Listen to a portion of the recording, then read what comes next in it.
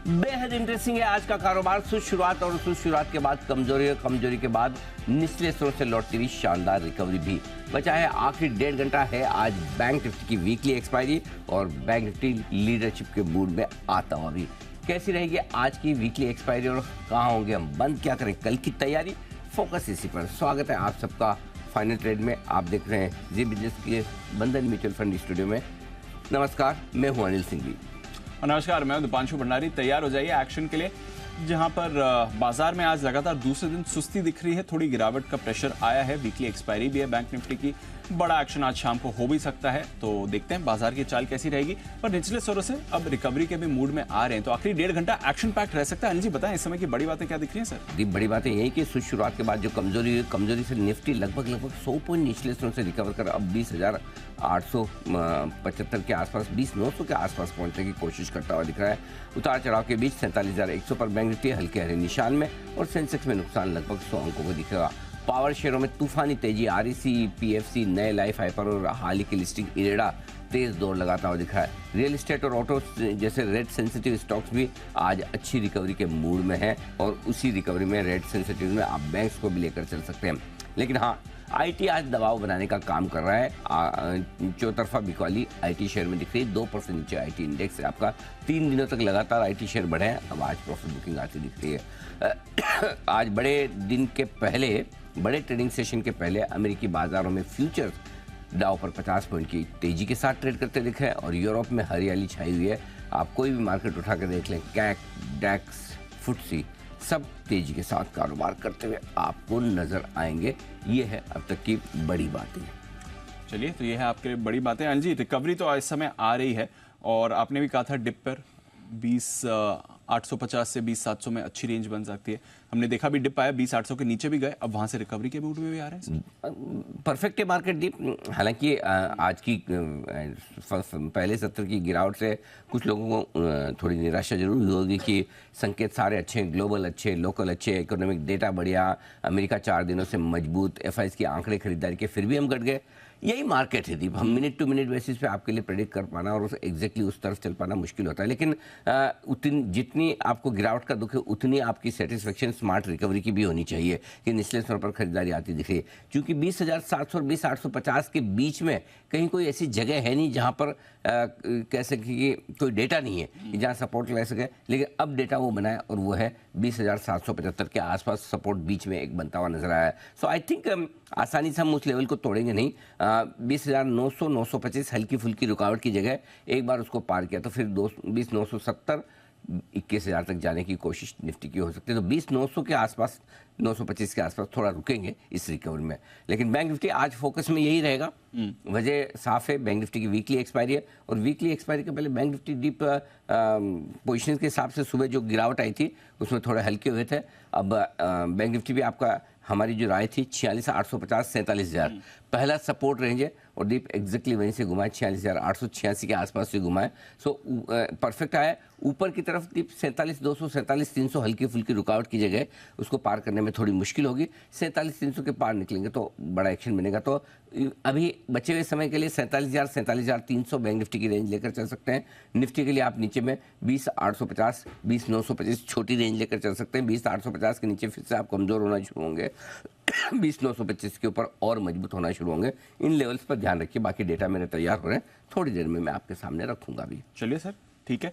But sector stocks का जो action है आज ब्रॉडर मार्केट में आप देखिए जो एक बड़ी खास बात दीप जो इस मार्केट की दिख रही हुई है कि जिन स्टॉक्स में एक्शन है वहाँ छोटा मोटा नहीं है, भरपूर है, पूरा है और दम लगा कर है। फॉर एग्जांपल पावर स्टॉक्स अगर आज आप देखेंगे तो पावर स्टॉक्स चल रहे हैं तो पूरे जोश से चल रहे हैं। आरईसी, पीएफसी आपने पिछली बार कब देखा था कि इस तरह से तेजी 3-3 गुना होने के बावजूद एक साल में रुकने और थमने का नाम नहीं ले रहे हैं। सरकारी कंपनी में हम लगातार बुलिश हैं। एनएमडीसी देखिए 5%, एचपीसीएल 5%। जब स्टॉक ऑफ द डे होता है हमारा कमाल करके दिखाता है एचपीसीएल, आज फिर से 5% है। सरकारी बैंकों को देखिए, bank of Baroda, bank of India, सारे, मतलब कहने का मतलब है कि जहां किसी का खरीदारी का मन है तो पूरा मन लगाकर मन है। यस सर, हाफ हार्टेड खरीदारी नहीं है। और जहां थोड़ी बहुत प्रॉफिट बुकिंग है ठीक ठाक सी profit booking, but overall market का रुझान बढ़िया। और दीप, एक और अच्छी चीज़ जो है आज के मार्केट में हुई है कि कहीं भी मार्केट ब्रेथ आपको कमज़ोर होती हुई नज़र नहीं आई, स्पेशली बीएससी पर। और अब तो एनएससी पर भी बढ़ने वाले शेयर काफ़ी बेहतर हो चुके हैं, 1250 शेयर मजबूत है, तो ये तस्वीर बदलती हुई दिख रही है। सो आई थिंक ओवरऑल मार्केट का मूड माहौल चुस्त दुरुस्त है, कोई दिक्कत की बात नहीं। कोई दिक्कत की बात नहीं है। चलिए, ये है आपके लिए पूरा मूड माहौल इस समय बाजार का। ऑफ कोर्स हमारे एक्सपर्ट्स भी जुड़े हैं, उनसे स्टॉक का एक्शन की भी बात करेंगे। आइए उससे पहले बात करते हैं अरमान और कुशल के साथ, जानते हैं कुछ इंपॉर्टेंट इवेंट्स बाजार के और साथ ही आज की खबरें भी। कुशल, गुड आफ्टरनून। इवेंट से करिए शुरुआत। गुड आफ्टरनून दीप। इवेंट के लिहाज से ऑफ कोर्स आज फेड की पॉलिसी पर सबकी नजर रहने वाली है, साथ ही ओपेक की मंथली रिपोर्ट भी आपको आती हुई दिखेगी। जहां तक कल का सवाल है, नवंबर महीने का हमारा WPI आंकड़ा, ये इस पर फोकस करना है और जम्मू एंड कश्मीर बैंक यहाँ पर QIP के इशू प्राइस पर ये विचार करते हुए दिखेंगे। साथ ही इसी चीज़ को लेकर स्टर्लिंग एंड विल्सन रिन्यूएबल भी बोर्ड बैठक करेगा। जिंदल सौ और अनंतराज, ये दो कंपनियों पर भी फोकस रखिए, पूंजी जुटाने पर ये भी विचार करेंगे। एंड EMS यहाँ पर 50% इनका 90 दिनों का IPO एंकर लॉक इन खत्म हो जाएगा। वेल्सपन इंडिया, इसका नाम बदलकर कल से वेल्सपन लिविंग हो जाएगा। और साथ ही आइनॉक्स इंडिया, ये नया IPO बाजार में उतरेगा। साथ ही हिंदुस्तान जिंक, ये एक्स डिविडेंड ट्रेड करेगा। और बैंक ऑफ इंग्लैंड और ECB की जो पॉलिसी है वो भी आपके सामने आती हुई दिखेगी। और नवंबर महीने का रिटेल सेल्स आंकड़ा US के लिहाज से इंपॉर्टेंट होगा कल के दिन में।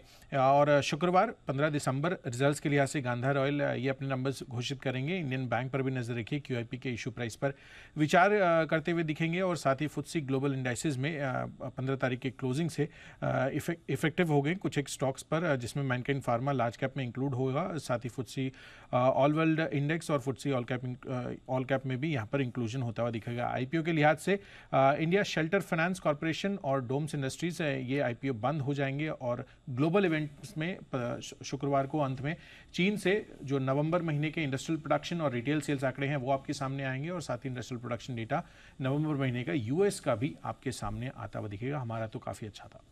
ये है आपके लिए इंपॉर्टेंट एक्शन जो आएगा। ऑफ कोर्स आज शाम की फेड पॉलिसी पर तो सबकी नजर है ही। अरमान, गुड आफ्टरनून, बताएं आज कौन सी खबरें आई हैं?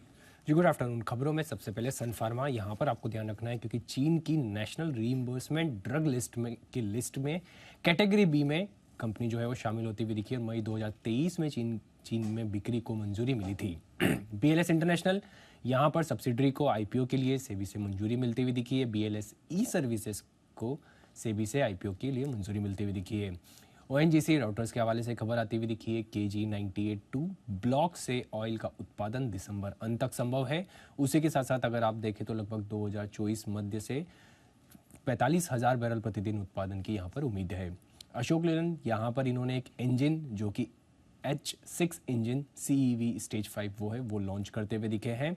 ग्रेन्यूल्स, यहाँ पर एक दवा की अर्जी को US FDA से मंजूरी मिलती हुई दिखी है। उस दवा का अगर आप US में सालाना बिक्री देखेंगे तो लगभग $23 करोड़ के आसपास की है। HPL इलेक्ट्रिक, यहाँ पर स्मार्ट मीटर के लिए इनको 545 करोड़ का ऑर्डर मिला है और अलग अलग ग्राहकों से ये ऑर्डर मिलता हुआ दिखा है। AIA इंजीनियरिंग, यहाँ पर इनकी सब्सिडरी जो है वेलका स्टील्स को BSE से डीलिस्ट करेंगे।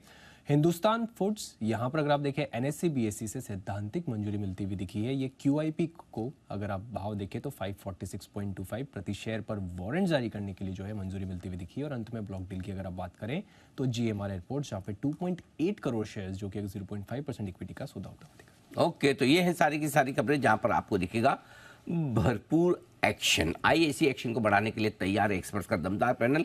कुणाल जी जुड़ चुके हैं सुमित जी और वागले साहब के साथ, सचिन जी जुड़ चुके हैं अविनाश जी के साथ और हिमांशु गुप्ता साहब अपने आप अकेले ही जुड़ चुके हैं बिना किसी साथ किए। आप सबका बहुत बहुत स्वागत है। आइए शो की शुरुआत बिगुल के साथ, सुमित के superhit.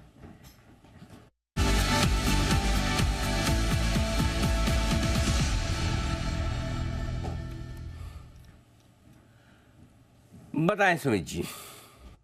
Good afternoon Anil ji, bye का स्टॉक अभी रडार पे है। स्टॉक का अभी भाव चल रहा है 243 रुपए, 243 रुपए 50 पैसे। 243.50 का अभी भाव है। स्टॉक का नाम है बायोकॉन। बायोकॉन के अंदर मोमेंटम तेजी का बन रहा है। स्टॉक के अंदर यहां से एक बढ़िया मूव आने वाले दिनों के अंदर देखने को मिलना चाहिए। स्टॉक जस्ट अभी कल का हाई निकाल रहा है तो स्टॉक के अंदर खरीदारी करके चलने का सलाह रहेगा। बायोकॉन में जो नीचे में चार्ट्स के ऊपर सपोर्ट दिखाई दे रहा है 237, 238 के पास दिखाई दे रहा है, तो 238 ये स्टॉक का नीचे में सपोर्ट है। 238 के स्टॉप लॉस से बायोकॉन में खरीदारी करके चलने का सलाह रहेगा। ऊपर में जो टारगेट देखने को मिल सकते हैं, पहला टारगेट 250 रुपए का, दूसरा टारगेट 255 रुपए का, ये दोनों टारगेट शॉर्ट टर्म के हैं, पोजिशन टारगेट में और ऊपर के लेवल देखने को मिलेंगे। 238 के स्टॉप लॉस से खरीदारी करें, 250 255 के टारगेट्स के। ओके, 250 255 के टारगेट के लिए करें खरीदारी बायोकॉन में। आइए अगला बिगुल है सचिन जी के लिए, BTSWT वाला।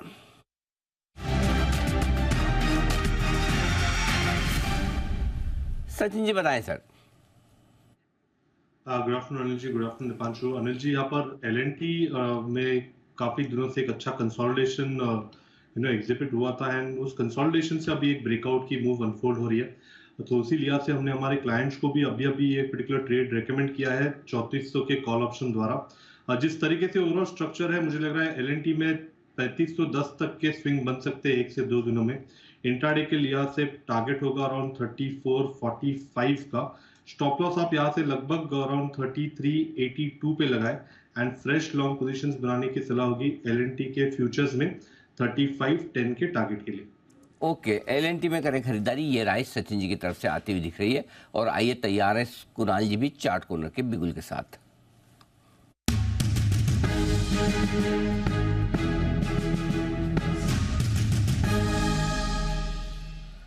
बताएं कुणाल जी। अनिल जी, खरीदारी की राय है। बहुत अरसे बाद ये स्टॉक रडार पर आया है। स्टॉक का नाम है इंडिया मार्ट, जिसमें कि एक राउंडिंग बॉटम पैटर्न चार्ट पर बनता हुआ दिख रहा है। स्टॉक 50 डेज और 200 डेज दोनों मूविंग एवरेजेस को आज के ट्रेड में पार करता हुआ नजर आ रहा है। 2750 के आसपास एक मेजर रेजिस्टेंस थी जिसको स्टॉक ने पार किया है, तो इन स्तरों पर बाय करके चलने की राय है। यहां पर एक स्टॉप लॉस रखें 2760, यानी कि 2760 के स्टॉप लॉस से इंडिया मार्ट को बाय करें। पहला टारगेट स्टॉक के लिए होगा 2900 का, इवेंचुअल टारगेट 2950 का। खरीदारी की राय है इंडिया मार्ट। इंडिया मार्ट, इस पर है खरीदारी की राय आपके लिए आती हुई कुणाल जी की तरफ से। इस पर भी एक्शन आ रहा है। तो स्टॉक्स में आपको भरपूर मूव आती हुई दिख रही हैं आज, और कुछ काउंटर्स में एक स्पाइक भी आते हुए दिख रहा है। वेदांता, ये एक और काउंटर है जो काफी इंटरेस्टिंग हो रहा है इस समय। आइए एक बार जरा हिमांशु जी से वेदांता के चार्ट पर भी राय लें। हिमांशु जी, बढ़िया स्पाइक आया पिछले 5-10 मिनट में वेदांता। गुड आफ्टरनून सर, एक बार इसका चार्ट देखें। Very good afternoon to you Deep, good afternoon to you Anil ji. Deep, Vedanta में पिछले काफी दिनों से एक अपसाइड ब्रेकआउट का अटेम्प्ट होता हुआ नजर आया था, और मुझे लगता है आज ये जो शायद आपने ये जो न्यूज चलाई है, ये बजट में जो कुछ रेयर मिनरल्स को लेकर है, शायद उसका बेनिफिशियरी ये स्टॉक भी हो रहा है। 250 के ऊपर आज सस्टेन्ड ब्रेकआउट है। मुझे लगता है कि 262 265 आज के लिए कंजर्वेटिव टाइप टारगेट्स हैं इसके। 262 265 के आसपास छोटा सा शायद एक हर्डल है, वहां पर स्टॉक कंसोलिडेट कर सकता है। बट इवेंचुअली जैसा हमने पहले भी कहा, इसमें एक बहुत बड़ा इन्वर्टेड हेड एंड शोल्डर बनता हुआ नजर आया है, जिसके इवेंचुअल टारगेट 290 से 300 रुपए तक के हैं। तो मुझे लगता है अब 245 250 इसके लिए एक अच्छा सपोर्ट का काम करेगा। उन लेवल्स पे जब भी ये स्टॉक मिलता है तो खरीदारी करें। पोजिशनली 240 242 का स्टॉप लॉस लगाएं। 1 से 2 दिन के लिए 262 265, पोजिशनली 290 से 300 तक के लिए वेदांता मुझे लगता है तैयार है। ओके, तो वेदांता ये बढ़िया तेजी के लिए, बढ़िया एक्शन के लिए तैयार हो रहा है। ये आ रही है राय हिमांशु जी की तरफ से भी। अच्छा मूवमेंट इस काउंटर में आपको आते हुए दिख रहा है। आइए अविनाश जी भी हैं हमारे साथ तैयार। अविनाश जी का भी करते हैं स्वागत। Good afternoon sir. कई सारे स्टॉक्स पर आपसे भी बात करनी है, बट थोड़ा काउंटर्स जहां पर एक्शन है।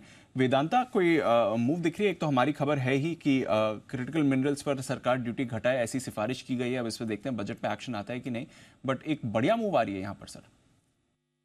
नहीं, मेरे ख्याल से देखिए दीपांशु, वेदांता को डेफिनेटली थोड़ा बहुत बेनिफिट इस पॉलिसी चेंज से आ सकता है, लेकिन आपको एक बात समझनी चाहिए कि वेदांता का सबसे बड़ा प्रॉब्लम उनका कर्जा है। बैलेंस शीट पे जो डेट है उसके रिपेमेंट को लेके अभी भी काफी अटकलें हैं।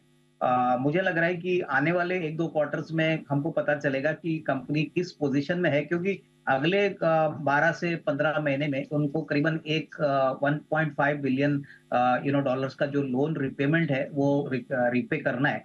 तो मार्केट इस बात पे थोड़ी सी चिंता है, क्योंकि अगर ये लोन टाइम पे नहीं होता है या इसके लिए थोड़ा सा और कर्जा बैलेंस शीट पे आता है, तो डेफिनेटली लीवरेज जो ऑलरेडी काफी हैवी है वो और खराब होने की पॉसिबिलिटी है। तो मेरे ख्याल से अगर बढ़ता भी है तो थोड़ा एक सीमित रेंज में बढ़ेगा, और ये पॉइंट के ऊपर मार्केट को जब क्लियरिटी मिलेगी तभी आपको एक अच्छा डिसेसिव अच्छी रिलेटिंग स्टॉक में देखने को मिलेगी। डाउनसाइड तो कैप्ड है, लेकिन ऊपरी लेवल के लिए ये मैटर रिजॉल्व होना बहुत जरूरी है। तो मेरे ख्याल से जिनके पास है वो होल्ड करे। फ्रेश खरीदारी मेरे ख्याल से अगर लेनी है तो ये पॉइंट क्लियर होने के बाद ही ले, तभी शायद रिस्क रिवॉर्ड अच्छा बैठ सकता है। ओके, ये है आपके लिए वेदांता, जहां पर रखनी है आपको नजर। आइए, 2:15 बज चुके हैं, हमारे साथ तैयार है निफ्टी के निशानेबाज नितिन मुरारका।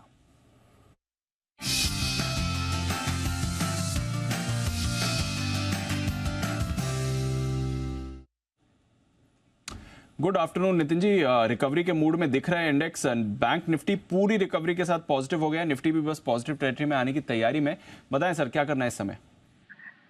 देखिए, डिस्क्लेमर के साथ कॉल होगी क्योंकि हम लोगों ने अपने क्लाइंट्स को रिकमेंड की है कॉल ऑप्शन बाय करने के लिए, और हमारा जो बाइंग इंटरेस्ट है वो 20,800 और 20,850 की कॉल ऑप्शन में है। अभी मैं जो रिकमेंड कर रहा हूँ वो 20,850 की कॉल ऑप्शन रिकमेंड कर रहा हूँ, जिसका प्राइस है 85। 20,850 की call option at the money हो गई, 85 पे ट्रेड हो रही है, जिसका स्टॉप लॉस बनेगा आपका 50 रुपए का, यानी 50 रुपए का स्टॉप लॉस हो गया। 85 ट्रेड हो रही है और इसके स्टॉप लॉस बनेंगे, टारगेट बनेंगे 120 और उसके ऊपर 150 तक के टारगेट बनेंगे।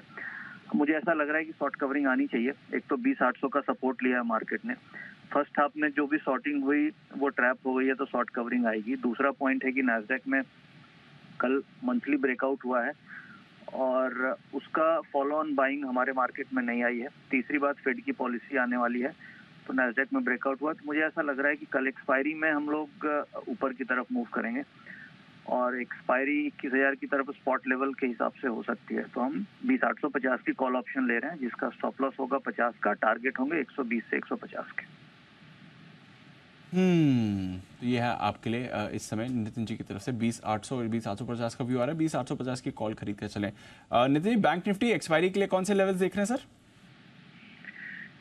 बैंक निफ्टी में एक्सपायरी ऐसा लग रहा है कि 47,000 के ऊपर ही होनी चाहिए। अगर आप स्पॉट लेवल में एग्जैक्ट देखें तो मुझे ऐसा लग रहा है कि एक्सपायरी 47,150 के आसपास होनी चाहिए यहाँ से, यानी कम से कम यहाँ से 100 पॉइंट ऊपर होनी चाहिए।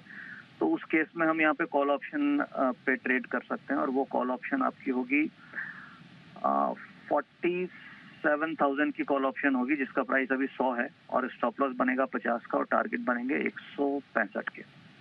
ओके, तो बैंक निफ्टी पर भी कॉल ऑप्शन के लिए आपके लिए खरीदारी की राय आ रही है नितिन जी की तरफ से।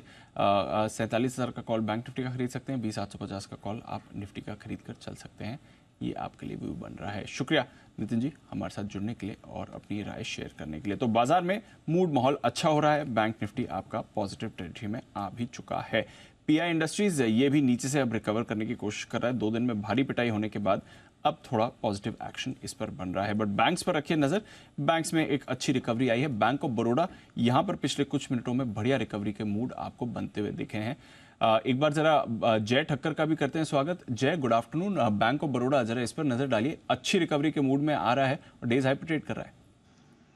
Very good afternoon to you Deep and very good afternoon to Anil ji. बिल्कुल बैंक ऑफ बड़ौदा में एक अच्छा ब्रेकआउट है दीप, एंड पीएसयू स्टॉक्स में ऐसे भी हमें अच्छा मूव दिखने मिला। ये बैंकिंग स्टॉक्स में, चाहे वो बैंक ऑफ बड़ौदा हो, पीएनबी हो, कैन बैंक और ये सारे हमारे रडार पे थे और हमने रिकमेंड भी किया था और ऑलमोस्ट सारे यही डबल तो कहूँगा सेकंड टारगेट्स आ चुके हैं। रीसेंट ब्रेकआउट आज जो बॉब में देखने मिल रहा है 220 के ऊपर, सो आई थिंक इंट्राडे पर्सपेक्टिव दी 220 के ऊपर जब तक ये संभला हुआ है, स्पॉट लेवल्स की बात मैं कर रहा हूँ, तब तक यहाँ पे और आपको अपसाइड पोटेंशियल है 225 228 लेवल। तो 225 228 के टारगेट्स के लिए यहाँ पर आप रखें नजर बैंक ऑफ बड़ौदा पर। बैंक ऑफ बड़ौदा के साथ साथ अन्य पीएसयू बैंक्स भी मोमेंटम अच्छा दिखा रहे हैं। हिमांशु जी के पास चलते हैं। हिटमैन हिमांशु।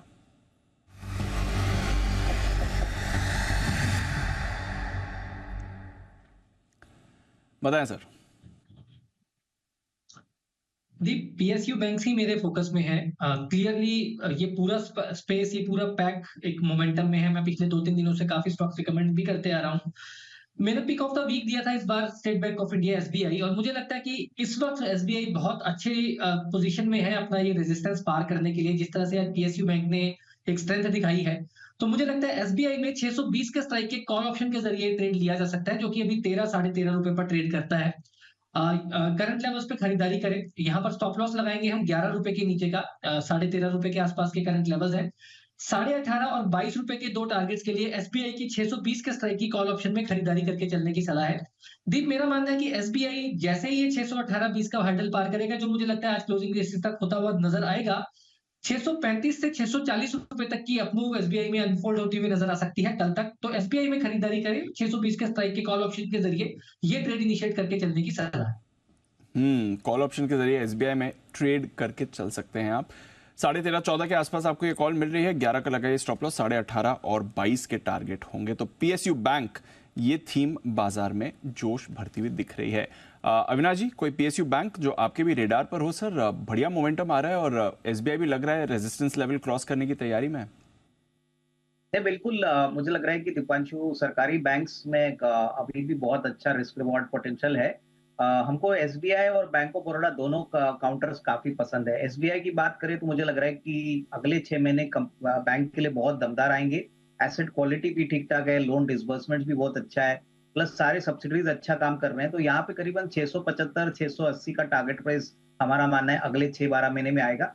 और बैंक ऑफ बड़ौदा में भी हमको लग रहा है कि बहुत सारे जो एसेट क्वालिटी के कंसर्न्स थे वो निकल गए। हालांकि बीच में उनके ऐप को लेके थोड़ा बहुत कंसर्न था, लेकिन कोर बिजनेस बहुत अच्छी तरह से बढ़ रहा है। टेक्नोलॉजी भी बैंक ने बहुत अच्छी तरह से एडॉप्ट की है। तो यहाँ पे भी मुझे लग रहा है कि 250-260 का एक नियर टर्म का टारगेट बन सकता है। तो खरीदने लायक दोनों स्टॉक्स है। मुझे लग रहा है कि इवन एट दीज लेवल्स एक अच्छा रिस्क रिवॉर्ड अगले 12-15 महीने में बन सकता है। तो बढ़िया रिस्क रिवॉर्ड बन रहा है। बैंक ऑफ बड़ौदा और एसबीआई, ये दो काउंटर्स हैं जो अविनाश जी के भी रेडार पर हैं। बट सारे बैंक्स पर रखिए नज़र। यहाँ पर आपको एक बढ़िया रिकवरी वाले ट्रेड बनते हुए दिख रहा है। और बैंक्स की रिकवरी की वजह से देखा है आपने, निफ्टी में भी अच्छा एक्शन बना है। पिछले कुछ मिनटों में देखें एसबीआई, बीओबी यहाँ पर नीचे से खरीदारी आई है। पीएनबी काफ़ी एक्टिव हुआ है पिछले कुछ मिनटों में, यहाँ पर भी आपको अच्छा एक्शन बनते हुए दिख रहा है। आईडीएफसी फर्स्ट, फेडरल, यहाँ पर भी खरीदारी आ रही है और कोटक भी रिकवरी के मूड में दिख रहा है। तो बैंक्स काफ़ी एक्टिव इस समय होते हुए दिख रहे हैं। बट एक्सिस बैंक आज इसमें एक बड़ी ब्लॉक डील हुई थी। ब्लॉक डील के बाद स्टॉक पर दबाव बना हुआ है। एक बार एक्सिस बैंक पर राय लेते हैं। कुणाल जी, जरा देखें एक्सिस बैंक का चार्ट और बताएं सर, ब्लॉक डील के बाद आज प्रेशर बना हुआ है इस पर, 1.25% नीचे है। क्या इंपॉर्टेंट लेवल्स हैं इसके लिए? देखिए, ऊपर के लेवल से नीचे आकर के स्टॉक ट्रेड कर रहा है दीपांशु, और आमतौर पर ऐसा होता है जब भी हम देखते हैं तो स्टॉक में ऊपर जाने में काफी मुशक्कत करनी पड़ती है। तो स्टॉक के लिए अब एक रेजिस्टेंस कायम हो गई है 1150 के आसपास। तो मुझे लगता है 1150 के लेवल्स अब एक्सिस बैंक निकालेगा, तभी इसमें दोबारा से खरीदारी की राय देंगे। चार्ट स्ट्रक्चर मजबूत है और बैंक निफ्टी भी परफॉर्म कर रहा है। एक पैटर्न बना है जिसको बुलिश फ्लैग पैटर्न कहते हैं। तो जिनके पास भी एग्जिस्टिंग पोजीशंस है, एक 1110 का स्टॉप लॉस रखें। 1140-45 के लेवल्स पार होंगे तो बुलिश फ्लैग का ब्रेकआउट होगा और उस केस में फिर बाई की राय होगी। तो फिलहाल वेट एंड वॉच करने की राय। ओके, तो फिलहाल वेट एंड वॉच करिए एक्सिस बैंक पर, कुछ ज्यादा एक्शन की जरूरत नहीं है। अविनाश जी, कोई राय एक्सिस बैंक पर इन लेवल्स पर कैसा लगता है सर आपको? मेरे ख्याल से देखिए, प्राइवेट सेक्टर बैंक में काफी अच्छा वेल पोजिशनड है, लेकिन मुझे लग रहा है कि इस लेवल से कोई बड़ी अपसाइड शॉर्ट टर्म में आएगी ऐसा लगता नहीं है। ऑलरेडी आज ब्लॉक डील हो चुकी है।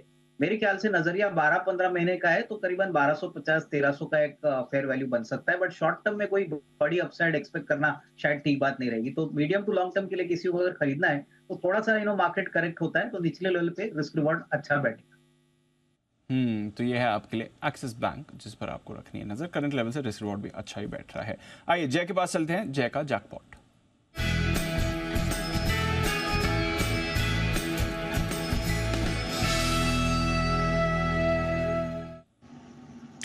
जय बताएं। दीप, खरीदना है मुथूट फिनांस का फ्यूचर्स 1460 पर ट्रेड कर रहा है, 1460 पर ट्रेड कर रहा है मुथूट फिनांस फ्यूचर्स, ये खरीदे। यहाँ पे बहुत ही अच्छा सिमेट्रिकल ट्रायंगल पैटर्न फॉर्म हुआ है फ्यूचर्स में। अगर आप देखें so it's quite visible on the daily charts, hourly charts. Momentum already bullish है डेली वीकली चार्ट्स पर।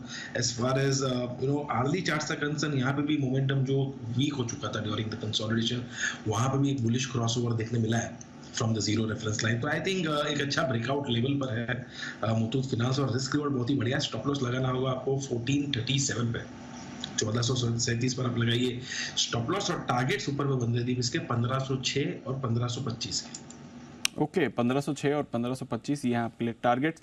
खरीदारी करनी है मुथूट फाइनेंस, ये भी आपको अच्छा स्पाइक इस समय दिखा रहा है। देखते हैं कैसा इसमें एक्शन बनेगा। हिमांशु जी के लिए एक और बिगुल, हिटमैन हिमांशु।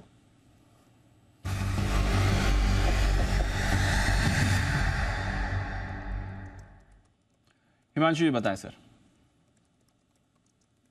जी दीप, पहले एक छोटा सा अपडेट था। कुछ समय पहले मैंने एक स्पेशल पिक दिया था पीटीसी इंडिया में, करीब 140-135 के आसपास। पावर स्टॉक्स में जबरदस्त तेजी थी, उसके चलते पीटीसी इंडिया मेरे रडार पर आया था। स्टॉक आज लगभग 18% ऊपर है, 200 रुपए के आसपास पहुंच चुका है। तो जिन भी व्यूअर्स ने मेरी रिकमेंडेशन पर स्टॉक में पोजीशन बनाई है तो स्टॉप लॉस को ट्रेल करें, पर अभी भी स्टॉक को होल्ड करें। मुझे लगता है 230 250 के टारगेट्स यहाँ पर आते हुए नजर आएंगे, तो जबरदस्त तेजी स्टॉक में देखने को मिली है। अब भी एक और कैश सेगमेंट का स्टॉक जो मेरे रडार पर आया है, ये भी मेरी रिकमेंडेशन लिस्ट में पहले रह चुका है। ड्रेजिंग कॉर्प 617 618 रुपए पर डीपीएस स्टॉक करंटली ट्रेड कर रहा है। एक अच्छा ब्रेकआउट इस स्टॉक में होता हुआ नजर आया है, कल से इसमें एक स्ट्रेंथ बनी है। मुझे लगता है कि एक मच अवेटेड ब्रेकआउट इस स्टॉक में होता हुआ नजर आ चुका है। 610 608 रुपए के स्टॉप लॉस के साथ ड्रेजिंग कॉर्प में खरीदारी करके चलने की सलाह है। मुझे लगता है इस मूव में ये स्टॉक 670 और 700 रुपए तक का मूव 1 से 2 दिनों में दिखाने का पोटेंशियल रखता है, तो ड्रेजिंग कॉर्प में खरीदारी करके चलने की सलाह है। ड्रेजिंग कॉर्प ये है कैश मार्केट का स्टॉक्स जहां पर खरीदारी करने की राय आती हुई हिमांशु जी की तरफ से। आइए सुमित जी भी फिर से फॉर्म में आते हुए बायोकॉन से शुरुआत करके देखते हैं आगे किस तरफ बढ़ते हैं। आएगा तो बायोकॉन ही ऐसी पूरी संभावना है। लेट्स सी आफ्टर द बिगुल।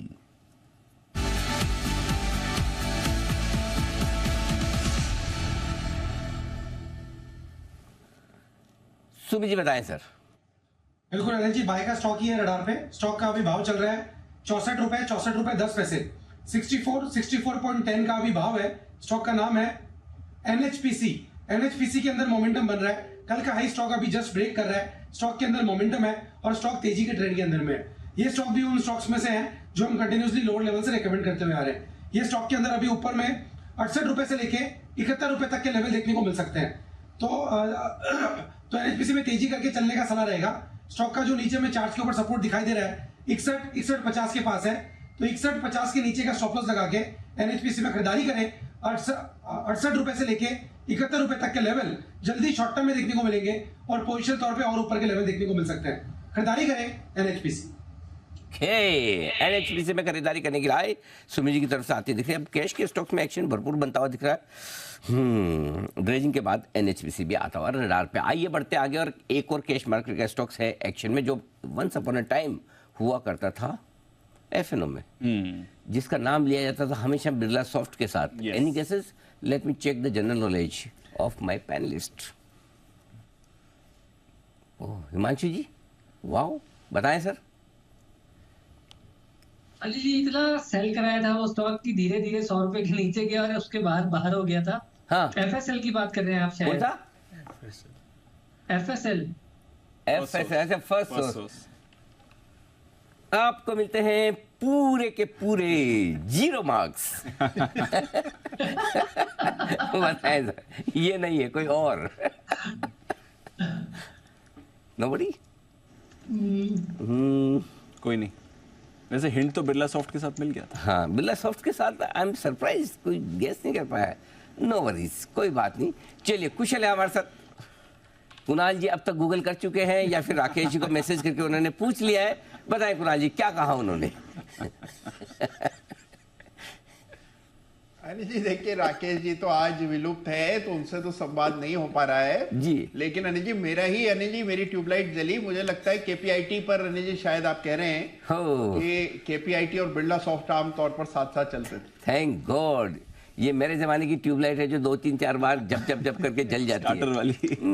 एक जनरेशन पुरानी वागले साहब के जमाने की होती है तो फ्यूज ही हो जाती है, उठ ही नहीं पाती है। बिल्कुल सही जवाब आपका कुणाल जी। आपको मिलते हैं 100 में से 100 तो नहीं देंगे, इतना टाइम लगाया। हाँ, तो मतलब ठीक है, पासिंग मार्क्स। ओके, चलिए, तैयार है कुशल बताने के लिए क्या कुछ हो रहा है केपीआईटी में और क्यों इतना स्टॉक तेजी से भागते हुए दिख रहा है? कुशल बताएं। बिल्कुल सर। तो देखिए, जब टाटा टेक्नोलॉजीज़ का आईपीओ आया था तो हम ऑफ कोर्स बात कर रहे थे कि यहाँ पर ग्लोबल लेवल पर जो ER&D है, इंजीनियरिंग रिसर्च एंड डेवलपमेंट, खासकर ऑटोमोटिव सेक्टर के लिए, उसको लेकर तो ऑफ कोर्स केपीआईटी टेक का फोकस में है ही। तो सॉफ्टवेयर सोल्यूशंस वगैरह ये बनाते हैं, डिजिटल टेक्नोलॉजी इंजीनियरिंग इनकी होती है। बट एक इस बारी थोड़ा सा डिफरेंट एंगल यहाँ पर आता हुआ दिख रहा है, जिसके अंतर्गत ये सोडियम आयन बैटरी टेक्नोलॉजीज़, इन्होंने भारत की पहली सोडियम आयन बैटरी टेक्नोलॉजी से पर्दा उठा दिया है। तो ये अनवील इन्होंने कर दिया है अब। और आमतौर पर हम देखते हैं कि लिथियम आयन बैटरी का प्रयोग यूजुअली जो ईवीज है उसमें किया जाता है। तो lithium ion battery, lead acid batteries और अब है सोडियम आयन टेक्नोलॉजी बैटरीज। तो ये जो टेक्नोलॉजीज हैं ये इन्होंने ऑलरेडी पिछले 8-10 सालों से अपने जो रिसर्चर्स हैं, जो भी और कर्मचारी हैं, उनके साथ मिलकर ये डेवलप किया है और अब इसको फाइनली एक बीटा टेस्टिंग इन्होंने कर ली है इसकी। अब कमर्शियल इसकी वायबिलिटी आगे चेक की जाएगी, बट ऑफ कोर्स इसके जो फायदे हैं वो साफ तौर पर देखने को मिल रहे हैं अभी टेस्टिंग फेज में, जिसमें जो आम तौर पर लिथियम आयन बैटरीज होती है उससे ये कंपेरेटिवली 30% जो है इसकी कॉस्टिंग कम है और साथ ही जो लिथियम आयन बैटरीज है उसके मुकाबले ये ज़्यादा तेज चार्जिंग भी करते हुए नजर आती है। तो एफिशिएंसी और साथ ही कॉस्ट दोनों पैरामीटर पर ये टेक्नोलॉजी कारगर ज़्यादा बेटर साबित हो सकती है लिथियम आयन बैटरीज के मुकाबले। अब किसकी कमर्शियल वायबिलिटी आगे चलकर ये पार्टनर्स ढूंढ रही हैं जो इसको ग्लोबल स्तरों पर आगे ले जा सके। End of course exports market जिसमें यूरोप और साथ ही जो ईस्ट एशिया है उस पर इनका बड़ा फोकस आगे चलकर बनता हुआ नजर आएगा। तो ये जो टेक्नोलॉजी है इसको लेकर आज KPIT टेक आप देखिए इस ट्रिगर को लेकर 5% इंट्राडे मूव ऑलरेडी दिखा चुका है। लेकिन ये बताओ कि नहीं एग्जैक्टली ये तो टेक्नोलॉजी वाली कंपनी है। हाँ, ये सोडियम आयन क्या है? ये तो कुछ प्रोडक्ट है ना? ये तो हाँ प्रोडक्ट है सर। हाँ, बैटरी टेक्नोलॉजी है ये तो, कि जैसे लिथियम आयन सेल से जो बैटरीज बनती है वो एक अलग टेक्नोलॉजी है। ठीक है। तो अब ये लोग ऑन द कॉन्ट्रेरी है, बिकॉज यूजुअली KPIT टेक हम लोग मानते हैं कि भाई सॉफ्टवेयर सॉल्यूशंस बनाने वाली कंपनी है और मेजॉरिटी इनका अभी भी उनका रेवेन्यू उसी से ही आता है। हाँ। बट जस्ट बिकॉज इनकी जो स्पेशलिटी है ऑटोमोबाइल्स में कई सालों से, तो ये इन्होंने इस पर भी रिसर्च स्टार्ट कर दी थी और 8-10 साल पुरानी रिसर्च है। मतलब ऐसा नहीं है कि अभी है, बस टेस्टिंग करके अभी इन्होंने अपने एंड पे इस चीज को लॉन्च कर दिया। ओके, तो ये इंटरेस्टिंग चीज है। ये डेफिनेटली इंटरेस्टिंग चीज है। कंपटीशन आएगा। अभी हफ्ते भर पहले हमने मैनेजमेंट से बात भी की थी बिल्कुल किशोर पाटिल साहब से। जरा एक बार राय अविनाश जी से ली जाए KPIT पर। अविनाश जी बताएं सर, ये जो डेवलपमेंट है कैसे देखते हैं सर आप? नहीं, इनफैक्ट अनिल जी बहुत ही इंटरेस्टिंग डेवलपमेंट है और अगर ये पूरी तरह से कमर्शलाइज होता है तो मेरे ख्याल से एक नया इनकम स्ट्रीम और नया प्रोडक्ट रेवेन्यू KPIT टेक्नोलॉजीज को मिलेगा। मेरे ख्याल से देखिए इनके ऑटोमोटिव स्पेस में तो ये पहले से काफी डिफरेंशिएटेड प्लेयर है। आपने सही कहा कि जब से ये डीमर्ज हो गए और Vsoft और KPIT टेक अलग अलग कंपनीज हो गई, तब से मेरे ख्याल से ये ऑटोमोटिव सेक्टर में बहुत वेल नोन है, काफी काम फोकस्डली इस एरिया पे ही कर रहे हैं। तो ये जो सोडियम बैटरीज की जो बात हो रही है, यहाँ पे अगर कहीं ना कहीं कमर्शियल सक्सेस मिलता है और ये स्केलेबल प्रोजेक्ट बनता है तो मार्केट डेफिनेटली इसको और भी रीरेट करने की कोशिश करेगी। अदरवाइज ऑल्सो KPIT ने जो Q2 के नंबर्स के बाद अपना गाइडेंस बढ़ाया है, अपनी कमेंट्री भी काफी पॉजिटिव है। तो कोर बिजनेस तो अच्छा चल ही रहा है, बट डेफिनेटली इसी कारण ये स्टॉक IT स्पेस में अभी भी काफी बजिंग है, काफी अच्छा आउट परफॉर्मेंस दे चुका है। क्योंकि ओवरऑल IT सेक्टर की बात करें तो अभी भी थोड़े कंसर्न्स है, लेकिन इनका जो वर्टिकल स्ट्रेंथ है वहां पे बहुत अच्छा ग्रोथ देखने को मिलेगा। तो डेफिनेटली एक अच्छा पोर्टफोलियो स्टॉक। ओके, तो ये है आपके लिए KPIT टेक पर राय अविनाश जी की तरफ से। आइए बढ़ते आगे और राय ली जाए सेठी साहब की, सदाबहार सेठी साहब की short term pics.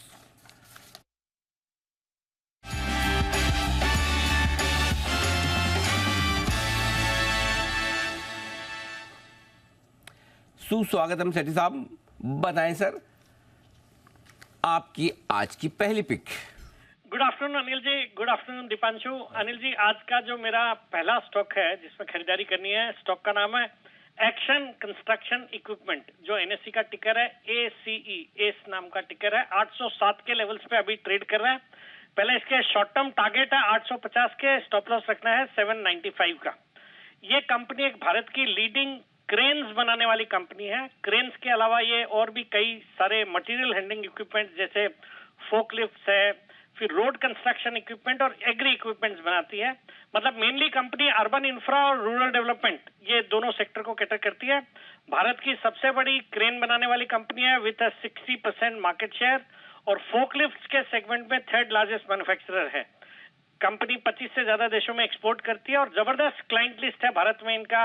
L&T, Tata, कोल इंडिया, BHEL, राइट्स, ये सब को ये कैटर करती है। और जिस तरह से कंस्ट्रक्शन एक्टिविटी भारत में देखी जा रही है और इंफ्रास्ट्रक्चर पे सरकार का फोकस है, कंपनी बहुत ही अच्छा करेगी, कर भी रही है। सितंबर तिमाही बहुत अच्छी थी, 73 करोड़ का पैट रिपोर्ट किया, जो पिछले साल 33 करोड़ का पैट था। बहुत ही दमदार फंडामेंटल्स है। रिटर्न ऑन कैपिटल एम्प्लॉयड है 26%, रिटर्न ऑन इक्विटी इज 19%, एक जीरो डेट कंपनी है, बहुत ही स्ट्रांग दर से कंपनी ग्रो कर रही है। और FISDS भी अराउंड 11.7% स्टेक ऑन करते हैं। इसमें मेरा पसंदीदा MIT यानी मैसाचुसेट्स इंस्टीट्यूट ऑफ टेक्नोलॉजी भी अराउंड 2.88% स्टेक ऑन करता है। तो एक सॉलिड कंपनी है, खरीदारी करने की सलाह for a target of 850, stop loss of 795। Okay, ये है आपके लिए एक्शन कंस्ट्रक्शन में खरीदारी करने की राय, और साथ ही राय आपके लिए दूसरी स्टॉक में भी बताएं सेठी साहब आज की दूसरी पिक। अनिल जी, आज का जो दूसरा स्टॉक है वो भी A अल्फाबेट से और सिमिलर सेक्टर से आता है। स्टॉक का नाम है अशोका बिल्डकॉन, जो अभी 147 के लेवल्स पे ट्रेड कर रहा है। पहले इसके शॉर्ट टर्म टारगेट है 165, स्टॉप लॉस रखना है 142।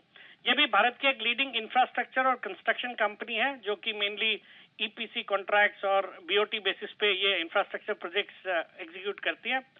और मेनली ये रोड्स, बिल्डिंग्स, रेलवेज, फिर even city gas distribution projects भी करती है, पावर EPC प्रोजेक्ट्स करती है। एक जबरदस्त 12,500 करोड़ की ऑर्डर बुक है, और सरकार का जो फोकस है, जैसे मैं बता रहा था, इंफ्रास्ट्रक्चर पे, और अभी भी ये चूंकि आने वाला साल एक इलेक्शन ईयर है तो बहुत काम हो रहा है, और रोड्स और हाईवेज में तो एक जबरदस्त तरीके से काम कर रही है सरकार, तो उसका एक बड़ा फायदा इस कंपनी को होता है। बाकी फंडामेंटल भी बहुत ही अच्छे हैं। रिटर्न ऑन इक्विटी है 21%, और डेट इक्विटी रेशियो भी इन्होंने लगातार कम किया है, और अब वो 1.09 के डेट इक्विटी रेशियो पे कंपनी है। सितंबर तिमाही भी बहुत अच्छी थी, 118 करोड़ का पैट रिपोर्ट किया, जो पिछले साल सिर्फ 69 यानी 69 करोड़ का पैट था। FISDS भी अराउंड 22-23% स्टेक ऑन करते हैं, जिसमें काफी अच्छे नाम है, HDFC है, कोटक है, निपॉन है, फ्रैंकलिन है। और बाकी ये वैल्यूएशन के लिहाज से स्टॉक बहुत ही सस्ता है, 11-12 के मल्टीपल पे ये एक इंफ्रा स्टॉक ट्रेड करता है, जबकि इस सेक्टर के बाकी स्टॉक्स अराउंड 35-40 के मल्टीपल पे ट्रेड करते हैं। तो बहुत गुंजाइश है स्टॉक में आने वाले दिनों में अच्छा करने की, और खरीदारी करने की सलाह है। मेरा short term target 165, stop loss of 142। Okay, तो ये है आपके लिए अशोका बिल्डकॉन, 165 का टारगेट, 142 का स्टॉप लॉस। एक्शन कंस्ट्रक्शन, दोनों ए लेटर के स्टॉक, दोनों सेम कैटेगरी के स्टॉक्स हैं। 850 का टारगेट यहां पर भी आप लगाकर चल सकते हैं। बहुत बहुत शुक्रिया सेठी साहब हमारे साथ जुड़ने के लिए और अपनी राय शेयर करने के लिए। आइए लेते हैं अनिल जी से अब उनकी मार्केट स्ट्रैटेजी भी।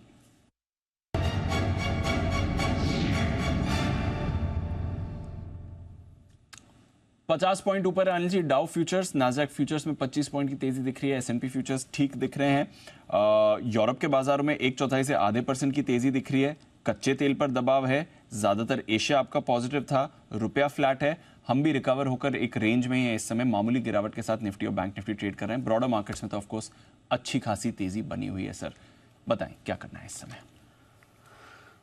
व्यू तो बाय ऑन डिप्स के लिए, नीचे आए तो खरीदारी कीजिए, अच्छे सपोर्ट लेवल पे लेना है आपको। सिंपल सी चीज, 850 पहला सपोर्ट लेवल बनता है, अब बीच में एक 775 और बन गया और 700 और 3 टुकड़ों में आप निफ्टी में नीचे मिले तो खरीदारी कर सकते हैं। ऊपरी स्तरों पे 900 925 पहली रुकावट की लेवल है, उसके बाद 970 21,000 दूसरी रुकावट की लेवल है। इन 2 टुकड़ों में वहां पर आपको प्रॉफिट बुकिंग करनी है, सिंपल। इसलिए मैंने आपको 2 बजे बोला भी कि 900 925 पार करना मुश्किल होगा। आधे घंटे से टाइम पास हो रहा है, आप देख लो, वही 880 85 जाता है, वहाँ से थोड़ा नीचे आता है, फिर जाता है, तो 20 925 पार करने में पसीना आएगा। ये बात बिल्कुल क्लियर कट है, क्योंकि डेटा ऐसे ही बने हुए। कैसे बने हुए बता देता हूँ। 20,800 इसके नीचे बंद नहीं होंगे, आप ये कॉन्फिडेंस रख सकते हैं, क्योंकि 1 करोड़ शेयरों का ओपन इंटरेस्ट है। 20,800 के पुट में हाईएस्ट। 20,900 को पार करना मुश्किल होगा। 1 करोड़ 40 लाख शेयरों का ओपन इंटरेस्ट है। 1 करोड़ वहीं पर आज ही जुड़ा है, तो वो आपके लिए रुकावट। तो बचे हुए समय के लिए संभावना पूरी है, ना आप 20,800 तोड़ेंगे ना 20,900। 25 पॉइंट का दोनों तरफ एक कुशन रख लीजिए। 20,875 के नीचे खराब, 775 के नीचे खराब होना शुरू होंगे, 20,925 के ऊपर और बढ़िया होना शुरू होंगे। ये आपके लिए range very well defined by Nifty itself. आगे yes sir. Bank Nifty weekly expiry 47,000 के आसपास है। 46,900 47,000 सपोर्ट जोन। 46,900 पर 1 करोड़ 40 लाख पुट, 47,000 पर 2 crore 10 lakh put, highest level है 47,000 पे। ये 100 पॉइंट में आते ही खरीदारी शुरू हो जाएगी। ओके। 47,100 47,200 कंजेशन जोन है। 1-1 करोड़ शेयर दोनों कॉल्स में वहाँ खड़े, वहाँ आते ही प्रॉफिट में। तो जब तक 46,900 ना तोड़े और जब तक 47,200 ना तोड़े, तब तक ये टाइम पास करेगा भी, क्योंकि दोनों तरफ के कॉल राइटर्स है ना पैसा बनाने के मूड में, पुट और कॉल। अच्छा, मजे की बात एक दीप देखिए, the only difference is Nifty में कॉल राइटर्स हावी है और बैंक निफ्टी में पुट राइटर्स हावी है। राइट। बैंक निफ्टी में तेजी की तरफ पोजीशन ज्यादा बनी हुई है और निफ्टी में मंदी की तरफ ज्यादा बनी हुई है इंट्राडे ट्रेडर्स की। ये आपको डेटा दिखा रहा है। Got it. मजेदार है। और बाकी मिड कैप और स्मॉल कैप शेयरों में जिन किसी को सुबह सुबह मिड कैप शेयरों को लाल निशान में देख के बड़ा दुख था, देख लीजिए, करिए दर्शन, करिए।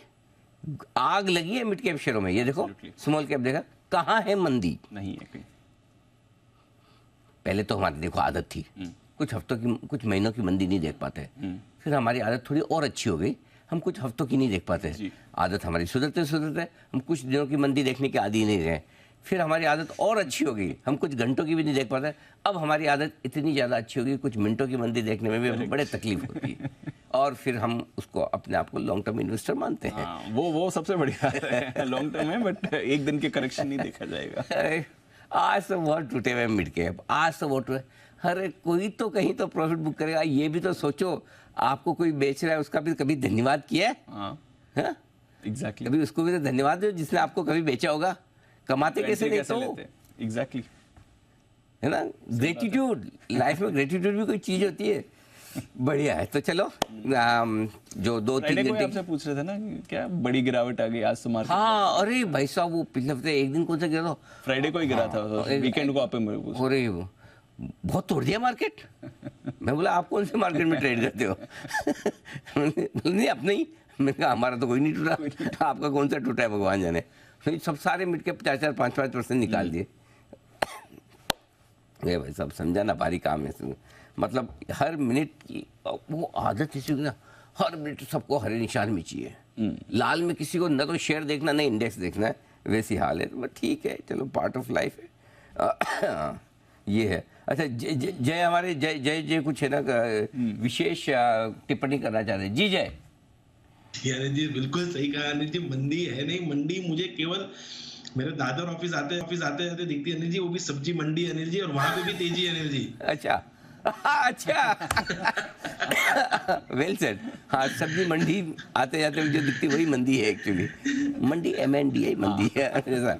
जय की क्रिएटिविटी होगा नो डाउट, सुमित जी जैसे बनने में टाइम लगेगा।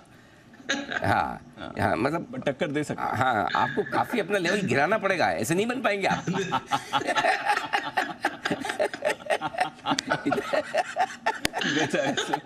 इतनी इंटेलिजेंट शायरी किसी के समझ में आए?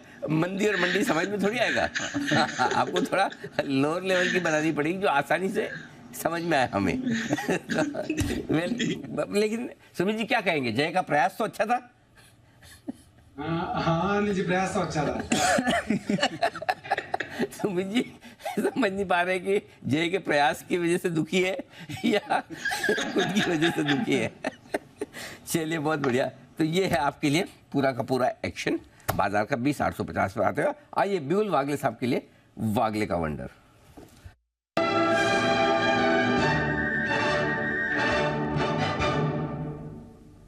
जी वागले साहब फरमाए। अनिल जी, टीवीएस मोटर्स में मुझे एक ब्रेकआउट दिखता है। 2000 का लेवल 4 से क्लियर किया है, अभी 2005 का करंट भाव है, तो 2005-2000 ये रेंज में बाय करें। एक 10 रुपए के नीचे का स्टॉप लॉस होना चाहिए, 10 से 12 रुपए का, और 2030 से 2035 आपको एक दिन में मिलना चाहिए, शायद ये कल का टारगेट होगा। तो ये है आपके लिए टीवीएस मोटर्स। यहाँ पर आपको मूव आ गई, 2000 का लेवल इसने क्रॉस कर दिया है। आज सुबह भी इस काउंटर पर बात चल रही थी, चार्ट कॉर्नर में कुणाल जी ने भी रिकमेंड किया था और कुणाल जी को बधाई भी। 2000 का उनका पहला टारगेट इस पर आ भी गया है। 2025 का दूसरा टारगेट दिया था और अब वागले साहब की तरफ से 2030 और 2035 के टारगेट्स आ रहे हैं। तो टीवीएस मोटर्स भी बढ़िया फॉर्म में लग रहा है। एक फंडामेंटल राय भी ले ली जाए अविनाश जी, सबसे ज्यादा आउट परफॉर्मिंग स्टॉक रहा है बाकी टू व्हीलर्स के मुकाबले TVS Motors. One way rally रही है इसमें और हर लेवल पर बाइंग आ रही है सर। बिल्कुल, देखिए टू व्हीलर स्पेस में नवंबर का महीने में अगर हम देखें तो बहुत ही दमदार नंबर सारे टू व्हीलर कंपनीज ने अनाउंस कर दिए। मेरे ख्याल से देखिए तीसरी तिमाही इस सेक्टर के लिए बहुत दमदार रहेगी और बहुत समय के बाद ये तेजी आ गई है। इनका बेस भी मेरे ख्याल से दूसरे सेक्टर से अगर बात करें तो कम है, तो इसीलिए मुझे लग रहा है कि जो आउट परफॉर्मेंस है वो जारी रहेगी टीवीएस मोटर्स में। मुझे लगता है कि हालांकि स्टॉक सस्ता नहीं है, बट अगर नजरिया अगर 1.5-2 साल का है तो मुझे लग रहा है कि यहाँ से एक थोड़ा निवेश बन सकता है। क्लियरली एक आउट परफॉर्मिंग कैंडिडेट है, मार्जिन भी इन्होंने अच्छी तरह से इंक्रीज किए हैं। प्लस जनवरी में ऐसे सुनने में आ रहा है कि नए प्रोडक्ट्स लॉन्च करने वाला है। तो ये सारी जो बातें हैं ये मेरे ख्याल से क्लियरली स्टॉक के आगे री रेटिंग के मूवमेंट में जरूर रिफ्लेक्ट होंगे। तो डेफिनेटली अगर कोई गिरावट आपको मिलती है तो बहुत अच्छा, लेकिन इवन करंट लेवल पे अगर कोई खरीदता है तो साल 1.5 साल के नजरिए से काफी अच्छा स्टॉक। साल 1.5 साल के नजरिए से भी काफी अच्छा स्टॉक है, ऑलरेडी हाईस पर ट्रेड कर रहा है, बट यहां से भी अच्छी तेजी दिखा सकता है। बिगुल सच जी के लिए BTS डबल टी।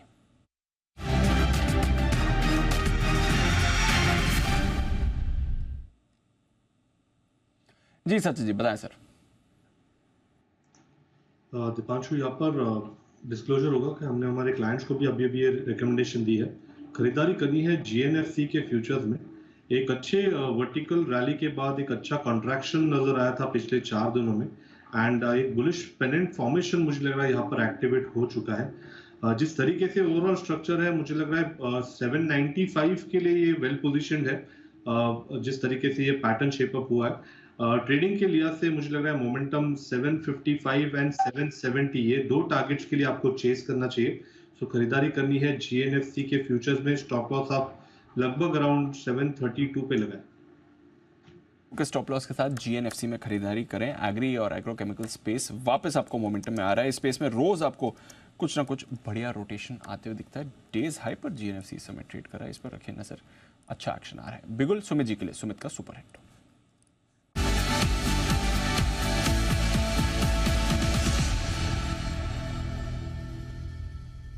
बताएं सुमित जी।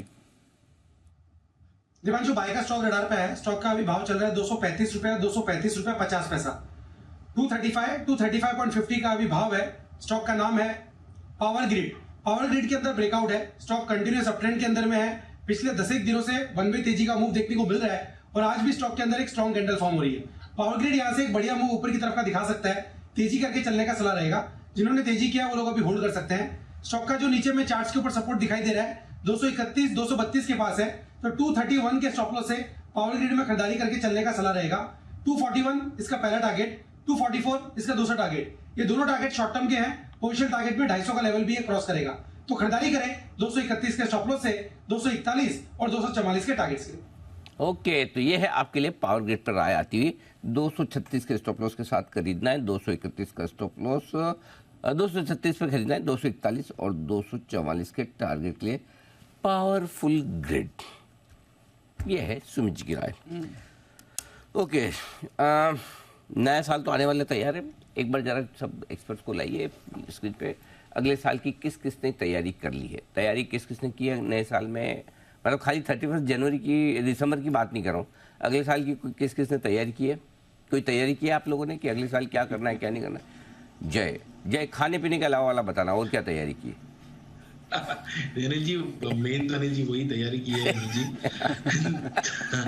नहीं अनिल जी सीरियसली मेरा सीरियस नोट कहना चाहूंगा अनिल जी के हाँ मतलब अनिल जी अच्छा डाइट फूड खाना। और अनिल जी जो मिलेट्स की बात करते हैं हमारे ऑनरेबल प्राइम मिनिस्टर, तो मिलेट्स को इंक्लूड जितना हो सके अनिल जी मैं उतना मेरे डाइट में करना चाहूंगा अनिल जी। हाँ, तो PM को क्यों फालतू में आप वो दोष दे रहे हो? आप पहले कौन सा नहीं खाते थे? नहीं अनिल जी खाता हूँ, बढ़ाना चाहता हूँ उसकी मात्रा। हाँ उनकी वजह से बढ़ाएंगे। Okay, very nice. और किसी ने कोई प्लानिंग की है अगले साल में खाने पीने की, घूमने फिरने की? एक्सेप्ट वर्क, काम की तो आप लोगों ने नहीं की, आई अंडरस्टैंड दैट। जी कुणाल जी।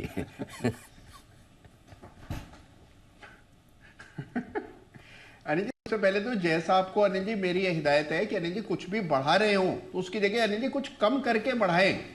ऐसा ना हो कि बढ़ाते ही चले जाएं, मिलेट्स पे इंक्लूड कर दें और जो बाकी अभी कुछ सेवन कर रहे हैं वो भी वैसा ही है। तो यू शुड रिप्लेस समथिंग।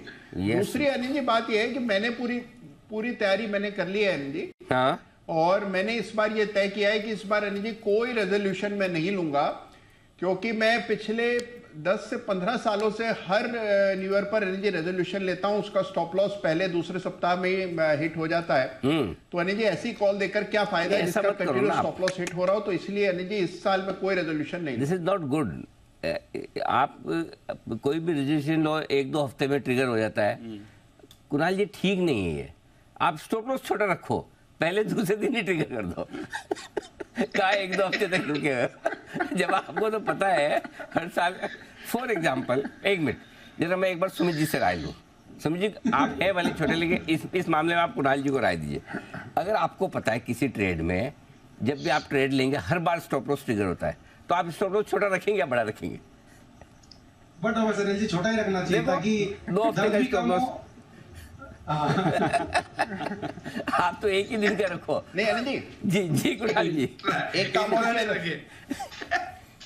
जी कुणाल जी, एक काम और किया जा सकता है जी कि ये जो बड़े बड़े टारगेट सेट किए हुए हैं कि अपने वेट को 20% से रिड्यूस करेंगे, रोज वर्जिश करेंगे, अनिल जी ये टारगेट छोटे करने चाहिए। अनिल जी छोटे मोटे टारगेट्स रखें तो शायद अचीव हो जाए। हाँ, वो वेट लॉस वाले में प्रोग्राम में तो ये तो लोग वेट करते रह गए, लॉस नहीं हुआ बस। तो कोशिश तो बहुत की, लेकिन चलिए आइए आपकी प्लानिंग हम करवाते हैं अगले साल की, फिर ताकि आपको ये ना लगे कि हमने आपको पहले बताया नहीं। तो अगले साल की आपकी प्लानिंग क्या होगी, कैसे होगी, जरा समझ लीजिए। और फॉर ए चेंज आज इस प्लानिंग को लेकर आए हैं आशीष, और आपको बड़ा मजा आ जाएगा सुन के। क्यों? अगले साल लंबे लंबे वीकेंड है। अच्छा, हाँ, मेरे ख्याल से तगड़े भाई। आशीष को बता दीजिए। आशीष बताइए क्या प्लानिंग करनी है अगले साल? सर काफ़ी सारी, ढेर सारी प्लानिंग हो सकती है, बहुत सारी छुट्टियां आ रही हैं। सबसे पहले आपको बता दूं कि पूरे साल भर में आपको मिलेंगी 19 ट्रेडिंग हॉलीडेज कुल। लेकिन इस 19 ट्रेडिंग हॉलीडेज में से अगर आप देखें तो 14 हॉलीडेज ऐसे हैं जो वर्किंग डेज पे, 5 हॉलीडे आपकी चली गई क्योंकि ये वीकेंड्स पर आ रही हैं, यानी सैटरडे और संडे को आ रही हैं। अब सबकी नज़रें ये टिकी रहती हैं कि एक्सटेंडेड वीकेंड कब आ रहा है। सर हमारी टीम में तो काफ़ी महीने पहले ही सारे जो स्लॉट होते हैं काफ़ी बार बुक हो जाते हैं।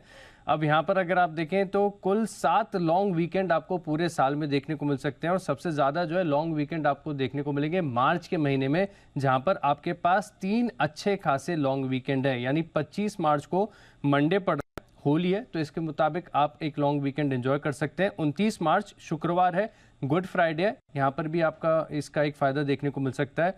और साथ में अगर आप देखें तो 8 मार्च को शुक्रवार है, तो यहाँ पर महाशिवरात्रि के पर्व पर आप एक एक्सटेंडेड जो वीकेंड है वो एंजॉय करके चल सकते हैं। इसके अलावा अगर आप देखें तो नवंबर का महीना होगा, वहाँ पर भी आपको 2 लॉन्ग वीकेंड देखने को मिलेंगे। नवंबर के महीने में फ्राइडे को छुट्टी है दिवाली की, लक्ष्मी पूजन, और 15 नवंबर फ्राइडे गुरु नानक जयंती है, इसकी छुट्टी भी आप एंजॉय करके चल सकते हैं। और साथ में अगर आप देखें तो जो साल का पहला महीना होगा जनवरी, यहाँ पर भी शुक्रवार को रिपब्लिक डे हो रहा है 26 जनवरी यानी, तो यहाँ पर एक और आपके पास अच्छा एक्सटेंडेड लॉन्ग वीकेंड है जिसको आप एंजॉय कर सकते हैं। ओके, तो ये है आपके लिए। तो पहले तो 23, 24, 25, 26 जनवरी 3 दिन छुट्टी आ रही। बिल्कुल सर। 24, 25 तो सैटरडे संडे, और मंडे को नहीं, फ्राइडे, अच्छा फ्राइडे 26, 27, 28 हुई। हाँ। 26, 27, 28 3 दिन छुट्टी है। Okay, very nice. 26, 27, 28 और उसके बाद 8 मार्च शुक्रवार को भी महाशिवरात्रि, तो 8, 9, 10 हो गया। होली 25 मार्च को है, तो Friday, Saturday, Sunday, Monday 23, 24, 25।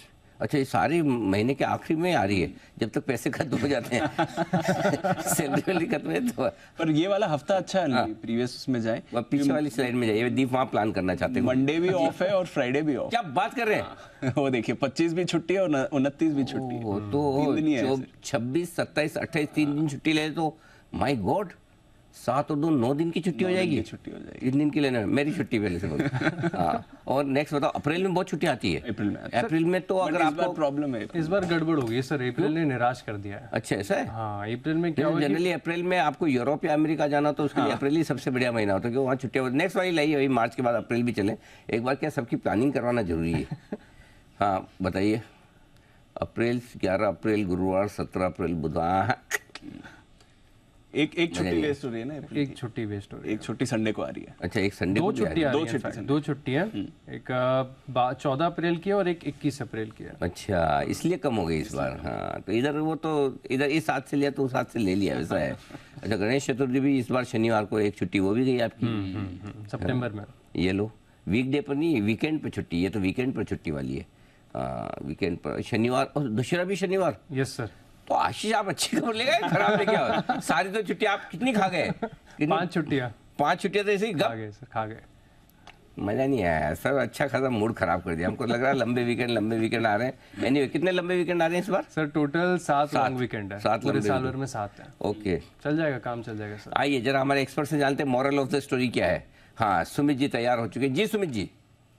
Anil ji, आशीष लंबे वीकेंड तो ऐसे कर रहा था जैसे कोई हर महीने में एक लंबा वीकेंड है। एक तो मार्च में 3 लंबे वीकेंड दे दिए, कैसे आदमी एक ही महीने में 3 वीकेंड छुट्टी मारेगा? हाँ अनिल बताओ। जी, कोई काम का नहीं है अनिल जी, बेकार हॉलीडे है। एग्जैक्टली आशीष नहीं, मतलब आशीष नहीं ना काम का, या छुट्टी की बात करें हम। जी कुणाल जी। अनिल जी देखिए, सुनकर ये अच्छा लगा अनिल जी। अगर आप एवरेज में देखें तो हर दूसरे महीने एक वीकेंड पर तो आप जा ही सकते हैं, और साथ में एक छुट्टी उसके आगे पीछे ले लें तो अनिल जी अच्छे कॉम्बिनेशंस बन जाएंगे। तो लेकिन दिक्कत अनिल जी क्या होती है कि जिस समय हम छुट्टी लेना चाहते हैं उस समय किसी होटल में रिजर्वेशन नहीं मिलता है, क्योंकि सभी को तभी छुट्टी लेनी होती है। तो ये सबसे बड़ी समस्या है। अच्छे दोस्त रखो ना लाइफ में, जिनके यहाँ जाओ, ठहरो आराम से, कभी उनको भी बुलाओ, एक आध बार 4-5 बार आप जाओ। ऐसी कुछ ढंग से प्लानिंग करो ताकि होटल का चक्कर ही खत्म हो जाए। बराबर है। बाकी अनिल जी दोस्त जी, अनिल जी, हाँ अनिल जी दोस्त तो हर शहर में फिट है अनिल जी। एक जयपुर में भी हमारे दोस्त है, एक मुंबई में 3-4 दोस्त है अनिल जी। दिक्कत क्या है कि जैसे ही आप कहें कि मैं आने वाला हूँ, उनको कहीं उसी समय जाना होता है अनिल जी। तो ये 4-5 बार मैं ट्राई कर चुका हूँ तो वो भी नहीं बैठता अनिल जी ठीक। इस बार एक्चुअली ये सब है ना, आपको फालतू बेवकूफ़ बना रहे हैं, कहीं जाना होता है। आप इस बार बिना बोले चुपचाप आ जाओ। 4-5 में से एक तो मिलेगा ना आपको, और उसके बाद एक भी ना मिलेगा। अगर आपकी किस्मत इतनी खराब है तो आगे से घूमना बंद कर देना। 4-5 में से कोई तो मिलेगा ना, सारे के सारे थोड़ी जाएंगे दीप। मतलब उससे ज्यादा फिर किस्मत ही खराब है। तो जी हिमांशु जी की प्लानिंग क्या जरा समझे। हिमांशु जी बताइए। मेरी बड़ी नई प्लानिंग है। एक तो अच्छी प्लानिंग ये है कि जैसे जो मार्च में एक ही वीक में 3 वर्किंग डेज आ रहे हैं ना अनिल जी, तो लॉन्ग ड्यू है रिमोट लोकेशन से शो करना। तो सब लोग चलते हैं अनिल जी गोवा, वो वीक वहीं से शो करते हैं, छुट्टी की छुट्टी, काम का काम। ओके, मस्त, बहुत ही बढ़िया। हमारे मारवाड़ी में कहावत है जी, जो बोले हाँ वही कुंडी वही कुंडी को। मतलब अगर घर में आप सब लोग सो रहे हैं और किसी ने घंटी बजाई, आजकल तो सॉरी क्या हिमांशु जी क्या बोले? अनिल जी कुंडी खोलने के लिए आशु जी कब से इंतजार है आप?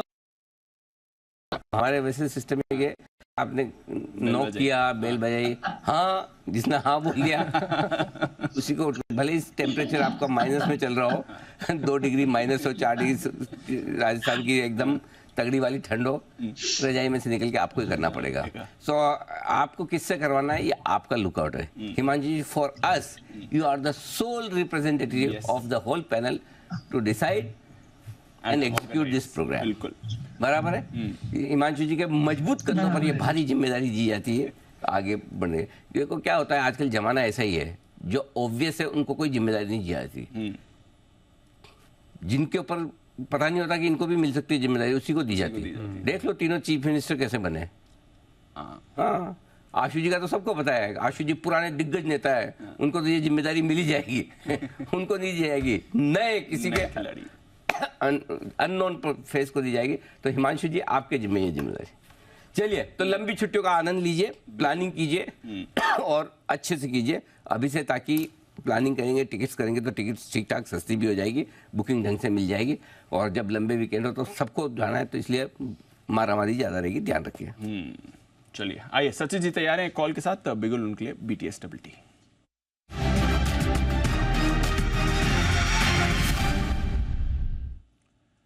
बताएं सर। दीपांशु, यहाँ पर यूनाइटेड स्पिरिट्स में डेटा काफी बेहतरीन हो रहा है। इनफैक्ट अगर हम ओवरऑल इसका स्ट्रक्चर भी देखें तो वहाँ पर एक क्लासिक डायमंड फॉर्मेशन है। ये पर्टिकुलर फॉर्मेशन लगभग 4 महीने से एग्जिबिट हो रहा था। मुझे लग रहा है उसका कंफर्मेशन अभी जल्दी आना चाहिए, एंड एक अच्छी खासी वर्टिकल रैली के लिए वेल पोजिशन हो चुका है काउंटर। तो इमीडिएट बेसिस पे मोमेंटम के लिहाज से मुझे लग रहा है 1050 के आसपास इसने एक अच्छा बेस बनाया है, एंड जिस तरीके से ये ब्रेकआउट की तैयारी हो रही है तो मुझे लग रहा है 1055 के स्टॉप लॉस के साथ यहाँ पर लॉन्ग पोजीशंस चेस करने चाहिए। पहला टारगेट होगा अराउंड 1100 के आसपास का, बट इवेंचुअली मुझे लग रहा है 1130 तक ये रैली एक्सटेंड हो सकती है। तो एक पोजीशनल लॉन्ग के लिए वेल पोजीशनड है, सो खरीदारी करनी है यूनाइटेड स्पिरिट्स के फ्यूचर में। लिकर स्टॉक्स आज अच्छे एक्शन में भी है। रैडको खेतान भी आपको मूव दिखा रहा है, और यूनाइटेड स्पिरिट्स 1100 और 1130 के टारगेट के लिए खरीदारी करके चलिए। बिगुल वागले साहब के लिए वागले का वंडर।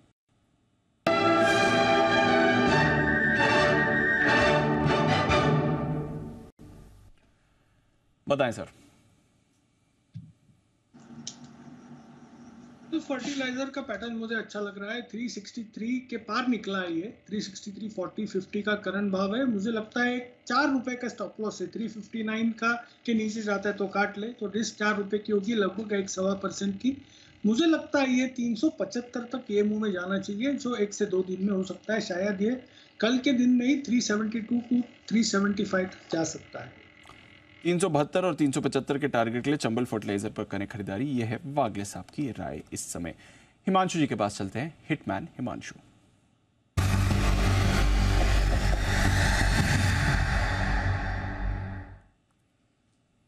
बताएं हिमांशु जी। नहीं, अभी छुट्टियों की बात हो रही थी तो एक स्टॉक सुबह रिकमेंड किया था, टूरिज्म फाइनेंस, जो कि फाइनेंस करता है इन सब कंपनीज को। स्टॉक 15-16% ऊपर है, शानदार प्रॉफिट देखने को मिला है। तो स्टॉप लॉस फेल करें, टारगेट अभी बाकी है, टारगेट्स आते हुए नजर आ सकते हैं उसमें अभी भी। अब दीप, पावर स्टॉक्स बिल्कुल लगातार आज फोकस में है, जबरदस्त बाइंग देखने को मिली है और एनटीपीसी में एक फ्रेश ब्रेकआउट हो रहा है टुवर्ड्स द क्लोज। तो एनटीपीसी को बीटीएसटी के तौर पर खरीदारी करके चलने की सलाह रहेगी। 292.50 293 के आसपास के करंट लेवल्स हैं। 290 के नीचे का स्टॉप लॉस लगाएं। 302 और 305 रुपए के 2 टारगेट्स के लिए एनटीपीसी में एक बीटीएसटी ट्रेड कैरी करके चलने की सलाह है। 302 और 305 का टारगेट, एनटीपीसी यहां पर खरीदारी करने की सलाह आ रही है आपके लिए हिमांशु जी की तरफ से। जय ठक्कर भी कैश का ऑप्शन देने के लिए हो रहे हैं तैयार। आइए उससे पहले एक बार जो पावर स्टॉक्स में आपको बढ़िया तेजी बनती हुई दिख रही है उस पर एक बार अविनाश जी की भी राय ली जाए। अविनाश जी, वैल्यूएशन कंफर्ट दिख रहा है पावर में इस समय इतनी बड़ी रैली के बाद, और अगर चूज करना हो तो आप कौन सा स्टॉक पिक करेंगे सर? मेरे ख्याल से देखिए, पावर स्टॉक्स में हम अगर देखें तो वैल्यूएशंस डेफिनेटली थोड़े से प्राइसेस जरूर हो चुके हैं, लेकिन जो पावर एंसिलरीज है जैसे कि केईसी इंटरनेशनल है, उसके बाद रिन्यूएबल स्पेस में जो कंपनियां अभी काफी काम कर रही है जैसे सुजलॉन है, मेरे ख्याल से देखिए ये थोड़े से रिस्की बेट जरूर है, लेकिन वैल्यूएशंस आपके कंफर्ट में है। तो मैं समझता हूं कि देखिए टाटा पावर जो 220-230 में था, जो हम आपके चैनल पे बहुत बार कहते थे, वो अभी 325-330 हो चुका है। मेरे ख्याल से एनटीपीसी में डेफिनेटली एक थोड़ा सा पॉजिटिव रुझान हो सकता है, क्योंकि इनकी जो एक्सपांडेड जनरेशन कैपेसिटी है वो अगले साल मार्च के बाद कमीशन हो जाएगी। तो डेफिनेटली एनटीपीसी इतना ज्यादा चला नहीं है, तो डेफिनेटली इसमें एक थोड़ा निवेश बन सकता है। बट ओवरऑल मुझे लग रहा है कि पावर फाइनेंस, पावर डिस्ट्रीब्यूशन और पावर जनरेशन, ये तीनों ही जो सेगमेंट्स है वहां पे आपको भरपूर तेजी अगले साल 1.5 साल देखने को मिलेगी, क्योंकि सप्लाई कंस्ट्रेंट्स अभी भी काफी ज्यादा है और डिमांड काफी अच्छी तरह से बढ़ रही है। तो ये है आपके लिए इस समय एनटीपीसी और बाकी पावर शेयर्स पर भी राय आती हुई। इस बीच एक और अच्छी खबर आती हुई दिख रही है, और रेलवे स्टॉक्स पर तो हमारा भरोसा लंबे समय से है। अभी रिसेंटली आपको याद होगा लॉजिस्टिक स्टॉक्स में भी अनिल जी ने आपको कहा था अक्टूबर ऑनवर्ड्स आपको फोकस करना चाहिए, और इसी स्पेस के लिए एक बड़ी खबर आ रही है। ईस्टर्न डेडिकेटेड फ्रेट कॉरिडोर का काम पूरा हो चुका है। आपको मालूम है देश भर में डेडिकेटेड फ्रेट कॉरिडोर का काम चल रहा है, कुछ सेक्शंस ऑलरेडी ऑपरेशनल हो चुके हैं, और उसमें एक बड़ा अपडेट आज के लिए है, ईस्टर्न डेडिकेटेड फ्रेट कॉरिडोर का काम भी पूरा हो चुका है। तो ये भी अब ऑपरेशनलाइज हो जाएगा। गुड्स मूवमेंट के लिए आसानी होगी, स्पेशली वाया रेल जो मूवमेंट हो रहा है, उसके बाद ट्रक्स के वाया जो मूवमेंट होता है, कॉस्ट पे भी आपको रिलीफ आ सकती है। तो नजर रखिए, स्पेशली कॉनकोर जैसी कंपनीज के लिए बड़ी खबर आ रही है। बट अनिल जी, आपका तो लॉजिस्टिक्स पर लंबे समय से भरोसा बना ही है, आपने कुछ महीने पहले भी कहा था अब ये नई थीम बनेगी और उसके लिए बड़ा डेवलपमेंट। बिल्कुल दीप, और ये बड़ा नहीं बहुत बड़ा डेवलपमेंट है इंडिया की लॉजिस्टिक कॉस्ट कम करने के दिशा में। हम आज से कुछ साल पहले 17-18% हमारी कॉस्ट लॉजिस्टिक की होती थी देश की, जो घटकर 12-13% तक आई है, और सरकार का इरादा है 7 से 8% तक करने का। और timely eastern dedicated freight corridor का काम जो ये पूरा हुआ है, ये बहुत बड़ा डेवलपमेंट है उस दिशा में बढ़ने के लिए, क्योंकि आपकी ये जो कॉस्ट है ये क्या कहना चाहिए, सिंकिंग कॉस्ट है, इससे किसी को फायदा नहीं होता। जो ट्रांसपोर्टेशन की जो एक्स्ट्रा कॉस्ट लगती है, और इसका सबसे बड़ा फायदा होगा तो एक सरकारी कंपनी को, और वो है कॉनकोर, जैसा आपने राइट लिखा। कॉनकोर के लिए ये बहुत बड़ी खबर है, क्योंकि लॉजिस्टिक्स में सबसे बड़ी कंपनी है, और सब पूरे देश में जिस तरह की उनकी स्प्रेड है और जिनकी जो उनकी स्ट्रेंथ है। और अच्छी बात ये भी है, जो सरकारी कंपनियां सारी की सारी एक्शन में है, फोकस में है, और ये स्टॉक्स उनमें से है जो अब तक सरकारी कंपनियों में होने के बावजूद ज़्यादा एक्शन में रहा नहीं, चला नहीं। सो आई थिंक कॉनकोर के लिए ये बड़ा डेवलपमेंट है। ये पूरा फ्रेट कॉरिडोर ईस्टर्न लेवल पे जो पूरा हो चुका है, क्योंकि सबसे मुश्किल भी उसी तरफ का था। Yes sir. बाकी जगह इतना दिक्कत वाला काम नहीं था। ईस्टर्न वाले जो पूरे फ्रेट कॉरिडोर को उसको कंप्लीट करना काफ़ी मुश्किल था, तो वहाँ पर ये होता हुआ दिखा है। सो ये बड़ा डेवलपमेंट है दीप, जो होता हुआ दिखा है। आई थिंक आपके जो फ्रेट की कॉस्ट पूरी ओवरऑल इकोनॉमी में आती है, उसको कम और ये सीधी सीधी आपकी सेविंग बढ़ाएगी। एग्जैक्टली। तो आई थिंक बड़ा डेवलपमेंट है। कंपनियों के लिए अच्छा है, कंपनियों के लिए अच्छा है, लॉजिस्टिक कंपनियों के लिए अच्छा है, सीमेंट के लिए बड़ा अच्छा, सीमेंट के लिए अच्छा है। सीमेंट, स्टील, जो हैवी जो प्रोडक्ट्स हैं, कैपिटल गुड्स कंपनियों के लिए अच्छा है। बाकी कंपनियों के लिए भी कुछ हद तक अच्छा हो सकता है, बट मेरे ख्याल से सबसे अगर ज़्यादा पॉजिटिव है तो ये कॉनकोर के लिए। और आराम से दीप मुझे लगता है कि 30-35% कॉनकोर की अगर इसमें ईपीएस बढ़ के आए तो बड़ी बात नहीं हो। इतनी हाँ, क्योंकि मैंने एक रिपोर्ट पढ़ी थी जब इसकी बात हुई थी डेडिकेटेड फ्रेट कॉरिडोर की, तब ये आया था कि कॉनकोर के लिए कितना बड़ा ये प्रॉफिटेबल मार्केट हो सकता है, डेवलपमेंट हो सकता है। तो उससे समझ में आता है, तो ये एक बड़ा डेवलपमेंट होता हुआ दिखा है। डिमांड भी बढ़ेगी और पूरा फ्रेट कॉरिडोर कंप्लीट हुआ पूरा नेशनल लेवल पे,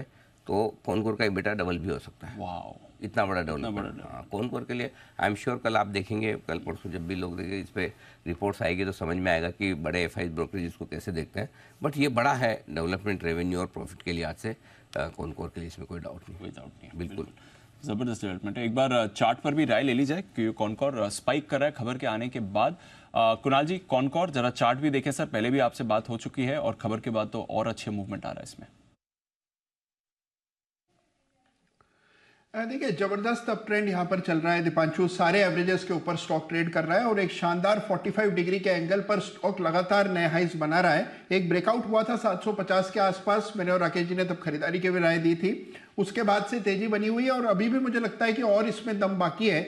जिनके पास भी पोजीशन है बिल्कुल बने रहें, गिरावट में खरीदारी करें और मुझे लगता है कि कोई बड़ा आश्चर्य नहीं होगा अगर ये स्टॉक 4 डिजिट्स में आपको कुछ समय में ट्रेड होता हुआ नजर आएगा।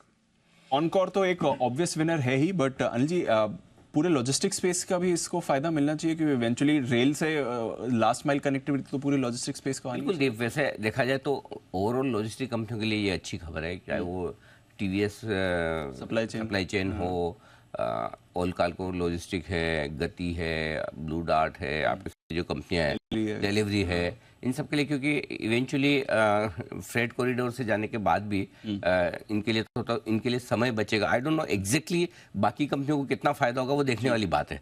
बट कॉनकोर को लेकर मैं श्योर हूँ, कॉनकोर को लेकर मैं श्योर हूँ कि उसको तो बड़ा फायदा होना ही है। सो कॉनकोर के केस में तो क्लियर कट है, बाकी कंपनियों में देखा जाएगा। देखो, बट ओवरऑल अच्छी खबर आती हुई दिख रही है। ये PIB के हवाले से एक खबर आई है कि ईस्टर्न डेडिकेटेड फ्रेट कॉरिडोर का काम कंप्लीट कर दिया गया है। बिल्कुल, तो चलिए फ्रेट कॉरिडोर पर बड़ा डेवलपमेंट और लॉजिस्टिक स्पेस के लिए भी बड़ी खबर आती हुई दिख रही है। आइए जय ठक्कर से लिया जाए उनका कैश का ऑप्शन।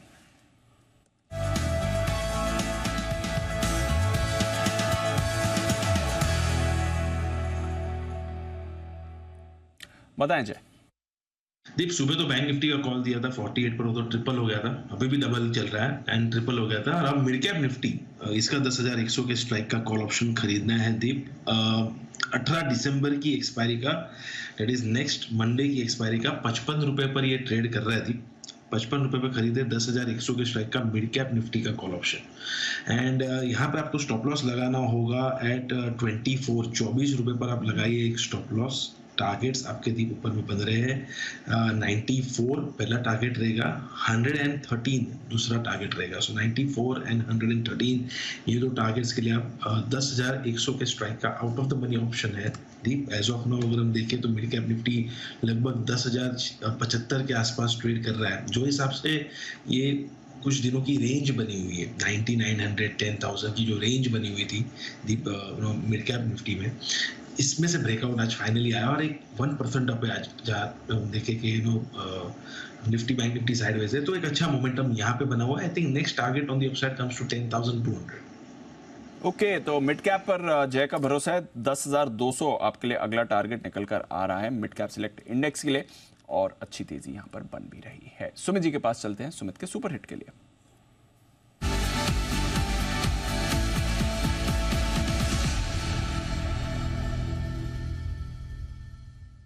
सुमित जी बताएं सर। दिपांशु, बाय का स्टॉक अभी रडार पे आया है। स्टॉक का अभी भाव चल रहा है 672 रुपया, 673 रुपया, 672, 673 का अभी भाव है। स्टॉक का नाम है डीएलएफ। डीएलएफ के अंदर तेजी देखने को मिलनी चाहिए, वैसे भी काउंटर तेजी के अंदर में है, सेक्टर के अंदर भी तेजी देखने को मिल रहा है। डीएलएफ के अंदर कंटिन्यूअस अपट्रेंड देखने को मिल रहा है। बीच में 2-3 दिनों का थोड़ा सा साइडवेज करेक्टिव मूव देखने को मिला, लेकिन अभी वापस से ऊपर का मूव दिखाना चाहिए। तो डीएलएफ में यहाँ पे सीएमपी पे खरीदारी करें। स्टॉक का जो नीचे में चार्ट के ऊपर सपोर्ट दिखाई दे रहा है 661, 662 के पास है, तो 661 के स्टॉप लॉस से डीएलएफ में खरीदारी करके चलने का सलाह रहेगा। ऊपर में जो टारगेट देखने को मिल सकते हैं, पहला टारगेट 685 का, दूसरा टारगेट 690 का। ये दोनों शॉर्ट टर्म के टारगेट है। पोजीशन टारगेट में 700 के ऊपर का लेवल दिखाएगा। खरीदारी करें 661 के स्टॉप लॉस से 685, 690 के टारगेट्स के। ओके, 685, 690 का टारगेट डीएलएफ खरीदारी की राय। हिमांशु जी के लिए एक बिगुल। हिटमैन हिमांशु।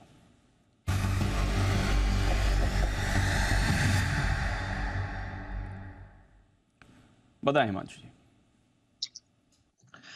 एक बड़ा ब्रेकआउट देखने को मिला था अदानी ग्रुप के स्टॉक्स में, और अदानी पोर्ट में मेरी नजर है जो कंसोलिडेशन के बाद एक इन्वर्टेड हेड एंड शोल्डर के ब्रेकआउट देने की तैयारी में है। बाजार भी मुझे लगता है कि शॉर्ट टर्म में करेक्शन पूरी कर चुका है, तो अदानी पोर्ट्स में ट्रेड लेंगे, और ये ट्रेड लेंगे ऑप्शन के जरिए। 1050 के स्ट्राइक का कॉल ऑप्शन 49 रुपए पर करंटली ट्रेड करता है। 48-49 रुपए पे इस पे खरीदारी करेंगे। 40 रुपए का यहाँ पर स्टॉप लॉस लगाना है, और मुझे लगता है 62 और 70 रुपए के दो टारगेट्स अदानी पोर्ट्स की 1050 की स्ट्राइक की कॉल ऑप्शन में देखने को मिल सकते हैं। मेरा मानना है कि अदानी पोर्ट्स कल के सेशन में दोबारा से अपना जो रिसेंट हाई था 1080, 1085 वो रिटेस्ट करता हुआ नजर आ सकता है। तो यहाँ पर एक लॉन्ग ट्रेड इनिशिएट करके चलने की सलाह है। अदानी पोर्ट्स, इस पर एक लॉन्ग ट्रेड इनिशिएट करके चलिए, अच्छा एक्शन इस पर बन सकता है। देखते हैं कैसी मूव आएगी। कमेंट्स, ये एक और काउंटर है जहां पर आपको मूव आती हुई दिख रही है। 2-3 दिनों से कमेंट्स में आपको रोज थोड़ी एक्टिविटी बनती हुई दिखती है, और स्पेशली सेकंड हाफ इस शो के लिए काफी एक्टिव रहता है। एक बार सचिन जी से जरा राय भी ली जाए। सचिन जी देखें सर कमेंट्स का चार्ट। दीपांशु, डेटा में तो ज्यादा कोई चेंज नहीं नजर आ रहा है। इनफैक्ट मुझे लगा 2000 से लेके 1950 आई थिंक इसी पर्टिकुलर दायरे में थोड़ा सा ऑस्किलेशन मोड में रहना चाहिए काउंटर। तो यहाँ पर इमीडिएट बेसिस पे कोई खरीदारी करने की सलाह नहीं होगी। एग्जिस्टिंग अगर किसी की लॉन्ग पोजीशन है तो आई थिंक 1956 के स्टॉप लॉस के साथ उसे मेंटेन किया जा सकता है, एंड 2020 के आसपास रिव्यू। तो ये है आपके लिए कमेंट्स। यहाँ पर भी आपको रखनी है नजर, एक्शन में ये काउंटर भी आ सकता है। तानला प्लेटफॉर्म्स, इस पर रखिए नजर। 9 नवंबर को रेकमेंड भी किया था अंजी ने 950 रुपए के आसपास। वहां से देखिए थोड़ा कंसोलिडेट करा। आज बड़ी मूव आई है। एक बार तो दिन में सर्किट भी लगा दिया था इसने 20% का, अभी भी 17% ऊपर होल्ड कर रहा है। बड़ा एक्शन आया तानला प्लेटफॉर्म्स में। एक बार जरा अरमान से बात की जाए, क्या व्यू है उनका तानला प्लेटफॉर्म्स। अरमान बताइए। जी बिल्कुल, देखिए अगर आप तानला प्लेटफॉर्म के बिजनेस में एक चीज़ क्लियर है कि जैसे यूपीआई ट्रांजैक्शन जिस तरीके से बढ़ता है तो कंपनी का कारोबार भी उस तरीके से बढ़ता है। आप टॉप जो 10 बैंक्स हैं उसमें से 9 बैंक्स ऑलरेडी अगर आप देखें तो कंपनी की कस्टमर है, और कंपनी जो चार्ज करती है वो फिक्स्ड पर ट्रांजैक्शन जो है वो चार्ज करती हुई दिखती है। अब यूपीआई ट्रांजैक्शन कितनी तेजी से बढ़ रहा है उसका अगर डेटा जस्ट आपके सामने भी आ जाएगा। आप बात अभी जो नवंबर का जो डेटा आता हुआ दिखा है वो 17.4 लाख करोड़ वैल्यू जो है ट्रांजैक्शन वैल्यू वो आती हुई दिखी है। उसके पहले अगर आप जुलाई की बात करें तो 15 के आसपास था। फिर आप उसके पहले जनवरी की बात करें तो वो लगभग 13 के आसपास था। लगातार आपको दिख रहा है कि यूपीआई ट्रांजैक्शन वैल्यू में जबरदस्त तेजी आती हुई दिख रही है। जो जनवरी 2021 में 4 लाख करोड़ के आसपास की थी वो अब बढ़कर लगभग 17.5 लाख करोड़ के आसपास होती हुई दिखी है, और इनको पर ट्रांजैक्शन पे इनको एक वैल्यू जो है इनको फीस मिलती भी है। उसी के साथ साथ कंपनी ने कुछ समय पहले जब एंटी फिशिंग प्लेटफॉर्म है वो भी लॉन्च किया था, और कंपनी ने अर्निंग्स कॉल में भी बताया था कि उसके कमर्शियलाइजेशन के बहुत करीब है। तो हो सकता है कंपनी इसके कमर्शियलाइजेशन के भी बहुत करीब है, और ये अपने टाइप का एक अकेला ऐसा प्लेटफॉर्म है जो एसएमएस द्वारा जो फिशिंग की जाती है उसको रोकने में भी मदद करता है। पिछली तिमाही की अगर आप बात करें तो 1000 करोड़ का पहली बार कंपनी ने रेवेन्यू करा था, और ट्रैक रिकॉर्ड की अगर आप बात करें तो कंपनी लगभग पिछली 13 तिमाहियों से उनकी ग्रॉस प्रॉफिट की अगर आप बात करें 20% वाई लगातार ग्रोथ दे रही है। तो उस सबको देखें तो तानला प्लेटफॉर्म एक बढ़िया स्टॉक बन जाता है। तो यह तानला प्लेटफॉर्म्स अनिल जी का तो भरोसा है ही, और लग रहा है सर अगर ऐसी 1-2 मूव्स आ गई तो जो आपने टारगेट दिए थे over a long period of time. कितना दिए थे टारगेट? मेरे ख्याल से 1250। तब तक दिवाली ऑफर कम दिए। 1200, 1400, 1600। अब हाँ 1200, 1400, 1600 में वही सोचो, इतने कम तो डबल के तो दिए होंगे उस समय। कितना 800, 900 रुपये था, 950। हाँ तो हाँ बढ़िया अपसाइड के दिए हैं। नहीं ये तो ये दीप, ये तो ई कॉमर्स, नए ज़माने के बिजनेसेस, इस तरीके की जो कंपनियां हैं इनमें ग्रोथ ही ग्रोथ है एक्चुअली। थोड़े वैल्यूशन महंगे होते हैं, बीच बीच में थोड़ा कभी चलते हैं रुकते हैं। तो ये आज ये जो ब्रेकआउट आया है, ये आज जिस तरह से वॉल्यूम से भागा है जी, लगता है कुछ बड़ी बढ़िया डिलीवरी बेस्ड इन्वेस्टमेंट बाइंग होगी। कल अरमान इस पे नजर रखेंगे कितनी डिलीवरी परसेंटेज और कितना डिलीवरी क्वांटिटी होती है, उससे आइडिया लगेगा। लेकिन मुझे लगता है कि 1200 का तो शॉर्ट टर्म टारगेट है ही है, वो तो खैर आपका हो सकता है इसी साल में आ जाए। लेकिन आप इसको वही है टाइम वजह साल भर तो रखो, अभी तो साल लिया भर तो है। रखो ना। हाँ दिवाली से दिवाली तो करो, इतना तो कर ही सकते हाँ है ना। कोई भी चीज़ आप दिवाली पे खरीदते भी हैं तो आमतौर पर अगले साल के पहले तो डिस्कार्ड नहीं करते, तो थोड़ा समय के हिसाब से भी समय दें और रखें जरूर। बिल्कुल। टानला प्लेटफॉर्म्स, एक बार अविनाश जी से भी राय ले जाए अगर उनके कवरेज में है। अविनाश जी कोई राय सर टानला प्लेटफॉर्म्स पे? नहीं, मेरे ख्याल से देखिए टानला प्लेटफॉर्म एक प्लेटफॉर्म बेस्ड कंपनी है, और जैसे अनिल जी ने कहा कि देखिए ये न्यू एज फिनटेक कंपनियां है। प्लेटफॉर्म बिजनेस की ब्यूटी ये होती है कि एक बार आप इन्वेस्टमेंट प्लेटफॉर्म में करो तो उसके बाद स्केलेबिलिटी धंधे में बहुत सिग्निफिकेंटली बढ़ती है। जैसे कि अरमान ने कहा कि इनका बिजनेस बहुत क्लोजली यूपीआई ट्रांजैक्शन से रिलेटेड है, तो देखिए अगले 5 साल में तो मुझे लग रहा है कि ये 17.5 लाख करोड़ का जो ट्रांजैक्शन है ये और भी तेजी से बढ़ेगा। और इसमें कोई डाउट नहीं कि इंडिया डिजिटल हो रही है, अभी भी काफी बड़ा पोर्शन पॉपुलेशन का है जो अभी तक डिजिटाइज नहीं है। तो कहीं ना कहीं मुझे लग रहा है कि ऐसे कंपनीज को ग्रोथ का कोई प्रॉब्लम होना नहीं चाहिए। हालांकि देखिए यहाँ पे सबसे बड़ी दिक्कत होती है कि अगर कोई कंप्लायंस का इशू होता है या टेक्नोलॉजी में कोई खराबी होती है तो ही इनके लिए दिक्कत होती है। अदरवाइज स्केलेबिलिटी बहुत बड़ी है मेरे ख्याल से। इवन करंट लेवल पे अगर कोई खरीदना चाहे और अगले 1.5-2 साल की इन्वेस्टमेंट टाइमलाइन रखे तो अच्छा खासा पैसा बन सकता है, क्योंकि इसमें कोई डाउट नहीं कि यूपीआई इंडिया में और भी तेजी से बढ़ेगा। तो ये है आपके लिए तानला प्लेटफॉर्म्स, जहां पर आपको रखनी है नजर। एक्शन आते हुए दिख रहा है। इस बीच अनिल जी, छुट्टियों का सीजन है, ट्रैवल सीजन है, अभी हम छुट्टियों की बात ही कर रहे थे। काफी सारे साउथ ईस्ट देशों ने तो हमने देखा है वीजा फ्री ट्रैवल कर ही दिया इंडियंस के लिए। केन्या ने अभी खबर आई है जनवरी 2024 में, अगले साल से जनवरी से ही सारे टूरिस्ट के लिए वीजा फ्री एंट्री कर रहे हैं। नो वीजा एक ऑनलाइन जाकर आपको डिजिटल पास क्रिएट करना है और आ जाओ। एक साल पहले क्यों नहीं किया? आप तो जाकर भी आता है मेरा भी फ्री हो जाए। लेकिन अगर ये तो बहुत मतलब अच्छी बात हो गई लोगों के लिए।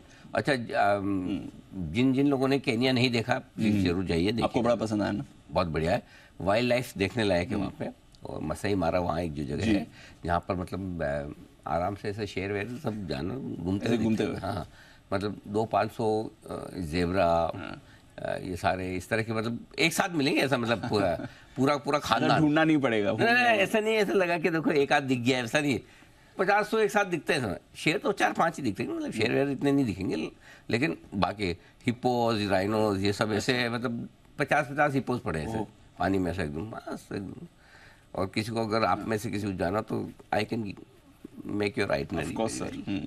और एक ऐसा देश है ये केन्या, जिसमें आपको पता नहीं होगा बहुत लोगों को कि वहाँ पर एयर कंडीशन यूज नहीं किए जाते। नो एसीज, ये आप बता रहे थे। नो एयर, खाली होटल कोई 5 स्टार में वो नाम के लिए उनको रखना पड़ता है, वो अलग बात है। बाकी किसी घर में आपको एसी नहीं मिलेंगे, किसी घर में पंखे नहीं मिलेंगे। वेदर इतना अच्छा है, एक पूरे साल भर मौसम एकदम बढ़िया रहता है, हल्का एकदम बिल्कुल न गर्मी न ठंडी, बढ़िया मौसम, आराम से घुमा। गाड़ी वाड़ी में, कार वार में तो ऐसी होती ही नहीं वहाँ पे। क्या बात लगाती जरूरत ही नहीं है। अच्छा पोल्यूशन फ्री है, कांच भी खुले रहते हैं आराम से। अरे वाह, वैसा है। सो बढ़िया जगह है जाने। अरे बहुत बढ़िया जगह। और आपने कहा था इंडियन कम्युनिटी भी काफी बड़ी है वहाँ पे, बहुत अच्छी है, सबसे बड़ी। हाँ इंडियन कम्युनिटी की एक बात बताता हूँ आपको। मैं तो वहाँ की सी इंस्टीट्यूट के चैप्टर में गया था स्पीच के लिए, 15 अगस्त को गया था। वहाँ बहुत कम देश ऐसे होते हैं जहाँ से बाहर से आए हुए लोगों का रेस्पेक्ट पूरा होता है, नहीं तो उनको लगता है ये बाहर से आके हम पे राज कर रहे हैं टाइप्स। वहाँ इंडियंस के लिए बहुत रेस्पेक्ट है। और इंडियंस भी वहाँ के जो है ना, उनकी एक खास बात है मैंने नोटिस की, वहाँ के डेवलपमेंट में पूरा कंट्रीब्यूशन करते हैं। जैसे अभी कोविड हुआ था तो कोविड में इंडियंस ने वहाँ के दिल खोल के पैसा दिया, राइट, और मतलब सब लोगों की मदद की। सो मतलब बिल्कुल एकदम बहुत उनका भाईचारा है लोकल्स के साथ में। ये और बड़ी सेफ कंट्री। लोग जो पैसे बोलते हैं तो वो जाओ रात को लूट जाओगे, केन्या में ऐसा कुछ नहीं ना। मजा जी, मस्ट गो। आशीष तो डेट ही चेक कर रहा है कि मैं कब जाऊं। वो मार्च वाला हफ्ता पॉपुलर होने वाला है सर, छुट्टी के लिए। नहीं वो तो उसके लिए नहीं, उसमें 3 दिन काफी है। 3 दिन में जाके आ सकते हैं। चलिए, ये आपके लिए कुछ टूर एंड ट्रैवल से जुड़ी खबरें। आई थिंक कुणाल जी कुछ कहना। जी कुणाल। अनिल जी देखिए, आप ऐसे वर्णन करते हैं अनिल जी, आपकी बात सुन के मन करता है कि तुरंत प्लेन में बैठ करके किनियाई चले जाएं। हाँ। तो अनिल जी कोई योजना बनाइए अनिल जी, वहीं मसाई मारा में बैठ करके जब वो शो करेंगे हम लोग, पीछे बैकग्राउंड में हिप्पो और ये सब दिखाई पड़ेंगे अनिल जी, क्या गजब की टीआरपी आएगी। तो अनिल जी कृपा करके आपसे निवेदन है कि अनिल जी सबको लेकर के चले, वहीं पर योजना बनाते हैं अनिल जी, बहुत जबरदस्त। देखो ये तो सब मैंने करके देख लिया, टीआरपी तो सिर्फ आप लोगों की वजह से आती है। ये स्क्रीन पे इतने सारे 8 7 8 जो दिख रहे हैं ना, अलग अलग, कोई शेर है, कोई चीता है, कोई टाइगर है, अनिल जी अपने अपने फील्ड के, इन्हीं से आ रही है। अनिल जी वहां भालू है कि नहीं? इस वक्त तो स्क्रीन पे नहीं है। इस वक्त स्क्रीन पे तो मुझे नहीं दिख रहा है। बाकी वागले साहब की विशेष टिप्पणी आ रही है। जी वागले साहब। अनिल जी, मैं कुणाल जी से पूछना चाहता हूँ, यहाँ पर हमारे मार्केट में इतने बुल्स और बेयर्स है, और क्या है इसकी जरूरत, क्या है मतलब हिप्पो, और इसकी क्या जरूरत है? क्या जरूरत है? देखो मतलब ढूंढोगे तो 1 2 में हिप्पो दिख जाएंगे आपको। बाकी तो कोई वैसे आइडिया अच्छा है कि एक रिमोट लोकेशन पे, मतलब बहुत जरूरत से ज्यादा डिमांड होती दिख रही है रिमोट लोकेशन से करने की। प्लान किया जाएगा, बिल्कुल किया जाएगा, बिल्कुल किया जाएगा। चलिए तो बढ़िया, ये इंटरेस्टिंग खबर लेके आए हैं हमारे। आइए बैन से बेनिफिट अपडेट ले लिया जाए आशीष से।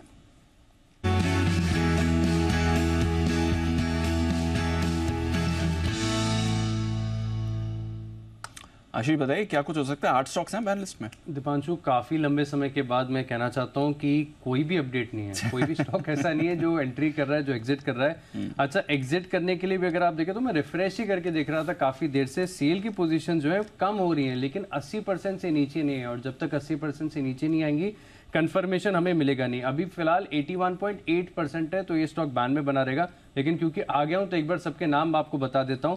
Balrampur Chini, Hindustan copper, Zee entertainment, India cements, Delta Corp, Indiabulls housing finance, Nalco और सेल, ये 8 स्टॉक हैं जो आपके पास बैन में, ये बैन में बने रहेंगे। एंट्री के लिहाज से भी कोई स्टॉक नहीं है, सिर्फ एक ही स्टॉक ऐसा है जिसकी पोजीशन ज्यादा है लेकिन 95% के ऊपर नहीं है। अशोक लेलैंड स्टॉक का नाम है, करीब 91.7% है, 92% भी पूरा है नहीं, तो ये बैन में नहीं एंट्री करेगा। तो जो 8 स्टॉक आपके पास बैन में, वो बैन में बने रहेंगे। न एंट्री होगी न एग्जिट होगी, कुछ नहीं होगा सर। आइए, क्या चाय लेंगे, कॉफी लेंगे, कैसे आना हुआ? आना कैसे हुआ कुछ? सर अपडेट के लिए। अच्छा, अगर आपको ऐसा क्यों लगता है कि अगर आप नहीं आए होते तो हम अपडेटेड नहीं रहते? नहीं मतलब मैं just want to know. Sir list लंबी, 8 स्टॉक है, नाम भी याद नहीं रहते। भूल यार, एग्जैक्टली, ये अच्छा काम किया। तो 8 शेयरों की जो लंबी लिस्ट है वो आशीष ने आपको रिमाइंड करवा दी है। भूले ना वो स्टॉक सारे के सारे जो आपने कल बैन में छोड़े थे, आज भी बैन में है। तो आशीष जी ने, लेकिन अपना ये जिम्मेदारी समझते हुए हर रोज वो आ जाते हैं बैन से बेनिफिट बताने के लिए। आशीष जी, हम भी हर रोज आपका धन्यवाद देते हैं, आज भी धन्यवाद आपका। बताइए, लेते हैं फाइनल मार्केट स्ट्रैटेजी आज की।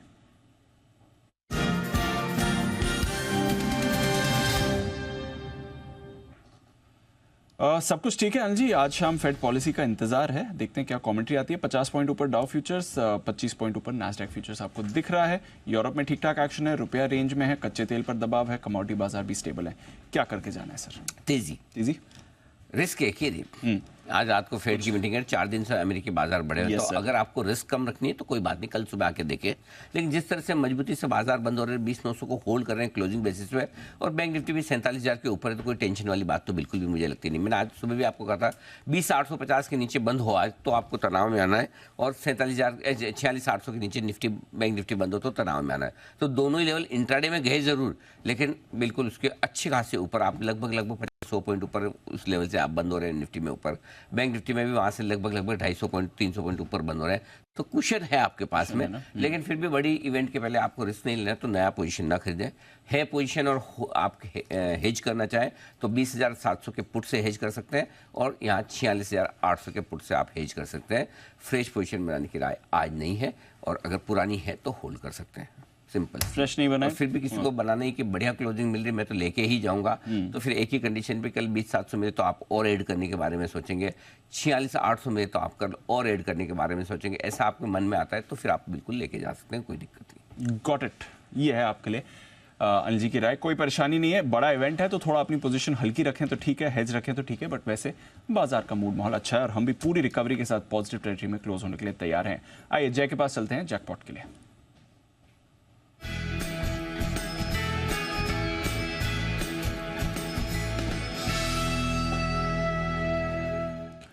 बताएं जय। दीप, हिंडाल्को का 535 के स्ट्राइक का कॉल ऑप्शन खरीदे, 535 के स्ट्राइक का कॉल ऑप्शन हिंडाल्को का, ये आपको मिलेगा 12 रुपए 90 पैसे, 13 रुपए 10 पैसे पर, 12.90, 13.10 ये रेंज में आपको मिलेगा। यहाँ पे आपको स्टॉप लॉस दीप लगाना होगा 7 रुपए 60 पैसे का। स्टॉप लॉस थोड़ा दूर है दीप, बदन ब्रेकआउट काफी लंबे समय के बाद आया है, इसका एक बड़ा ब्रेकआउट है, रिटेस्ट भी हुआ है, वहां से फिर से रिवर्सल आया है। टारगेट ऊपर में फर्स्ट टारगेट बनेगा 18 रुपए का, 18 का फर्स्ट टारगेट है, 21.5 21.5 का दूसरा टारगेट है। ये तो टारगेट्स के लिए आप खरीदे हिंडाल्को का 535 के स्ट्राइक का कॉल ऑप्शन। ओके, हिंडाल्को खरीदे, इस पर 535 का कॉल ऑप्शन आते हुए दिख रहा है।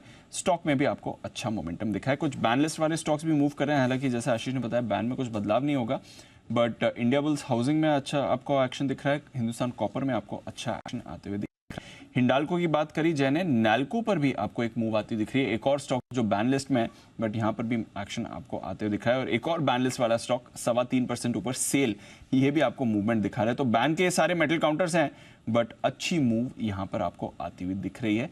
इस पर रखिए नजर, पूरा मेटल स्पेस ही काफी एक्टिव इस समय बना हुआ है। FMCG पर भी रखिए नजर, कोलगेट ये एक मूव दिखा रहा है इस समय, और गोदरेज कंज्यूमर यहाँ पर भी एक मूव आती दिख रही है, 1.25% ऊपर आपको गोदरेज कंज्यूमर भी इस समय ट्रेड करते हुए दिख रहा है। तो थोड़ा एक्शन FMCG काउंटर्स में भी बना है। सचिन जी एक बार गोदरेज कंज्यूमर का चार्ट देखें और बताएं सर, 1050 के लेवल कोई BTSC ट्रेड दिखता है इसमें?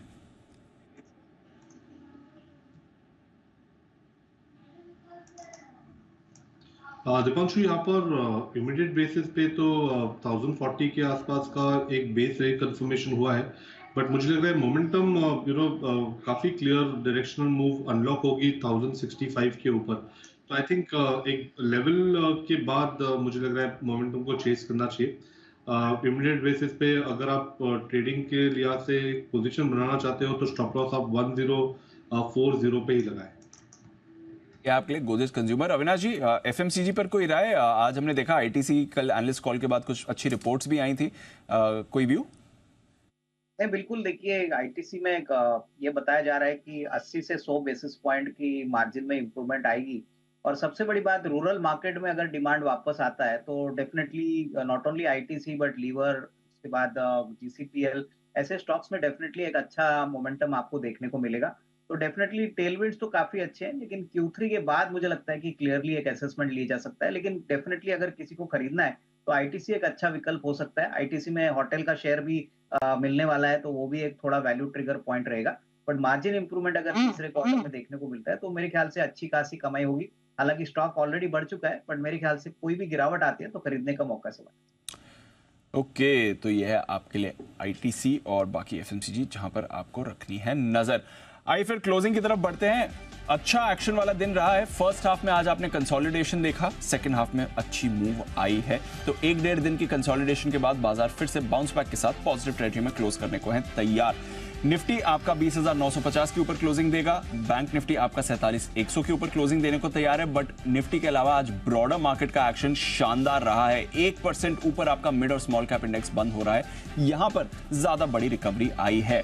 पावर सेक्टर सबसे आगे, NTPC टॉप गेनर 3.5% ऊपर था। PFC, REC, power grid, IREDA, Tata power, इन सभी काउंटर्स में आपने अच्छा एक्शन देखा। NHPC, SJVN जैसे छोटे स्टॉक्स में भी आपको बड़ी मूव आती हुई दिखी है। तो across the space power sector आज शानदार तेजी में था। इरेडा का तो सर्किट 20% से 10% हुआ, फिर भी आज इसने 10% का सर्किट लगाया है बाजार में।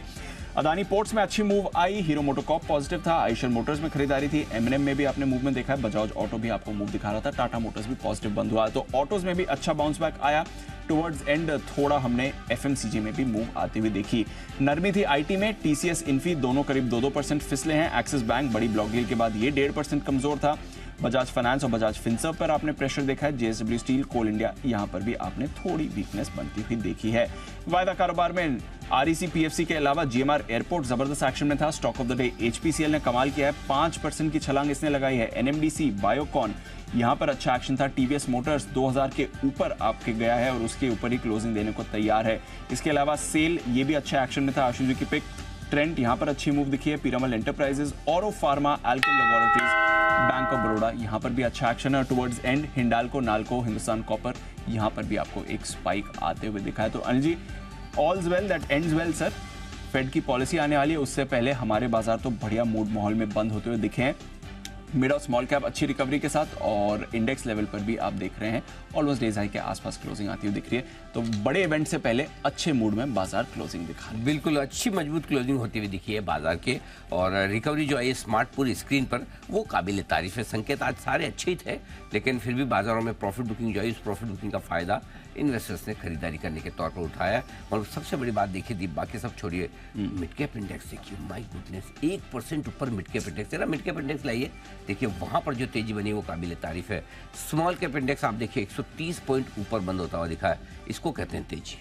देखिए कहाँ से लाल निशान में था आराम से। तो कई सारे मिड कैप ऐसे हैं जो गजब के एक्शन में आपको नजर आते दिख रहे हैं। शानदार खरीदारी वहां पर बनती हुई आपके लिए दिखेगी। आइए बाजार बंद होने के बाद के एक्शन पर करते हैं फोकस। नए साल की शुरुआत में नौकरियों की होगी बहार, जो करना चाहे वो। दरअसल स्टाफिंग फर्म टीम लीज के सर्वे में कुछ ऐसी बातें निकल कर आई हैं, और इस सर्वे में ये कहा गया कि देश के 80% कंपनियां और नई नौकरियां देने की तैयारी कर रही हैं। खास तौर से फ्रेशर्स के लिए ज़्यादा मौके होंगे। शाम 6 बजे इसी पर होगी चर्चा। नए जॉब्स कहाँ आ रहे हैं, किन सेक्टर्स में आ रहे हैं, कहाँ आपके लिए मौके, उस पर करेंगे हम बिल्कुल विस्तार से चर्चा। आर्थिक रफ्तार, नौकरी में बहार, ये है आज का हमारा विशेष कार्यक्रम। साथ देंगे हमारा 3 खास मेहमान।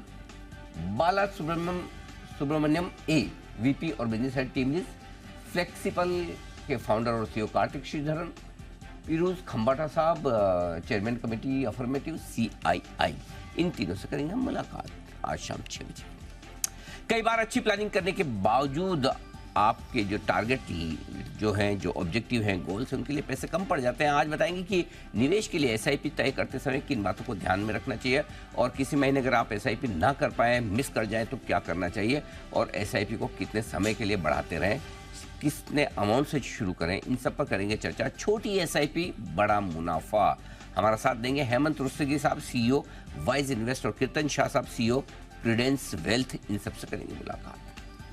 और रात 8 बजे हमारा award winning show India 360 degree. भारतीय जायके की खुशबू पूरी दुनिया में महक रही है। जी हाँ, दुनिया के 100 सर्वश्रेष्ठ व्यंजनों की लिस्ट जारी हो चुकी है। जय जी, जय को बताइए, हैं आप या जय कहाँ, जरा जय को लाइए एक बार। है ना, जय है ना आप, ये आपके लिए dedicated, this news and bulletin dedicated to you. और बाकी सब लोग भी ध्यान से सुने, विशेषकर जो कुणाल जी कहाँ से कुछ कचौड़ी रियर वो आने के जो ख्वाब देखते हैं, आप दोनों के लिए विशेष तौर से ये आज की रात 8 बजे की इंडिया 360 डिग्री की कवर स्टोरी। दुनिया भर के 100 सर्वश्रेष्ठ व्यंजनों की लिस्ट हो चुकी है जारी, और इसमें भारतीय खाने को मिला है 11वां नंबर। अब आप दोनों को मेहनत करके इसे पहले नंबर पर लाना है। समझ तो गए होंगे कैसे मेहनत करेंगे आप।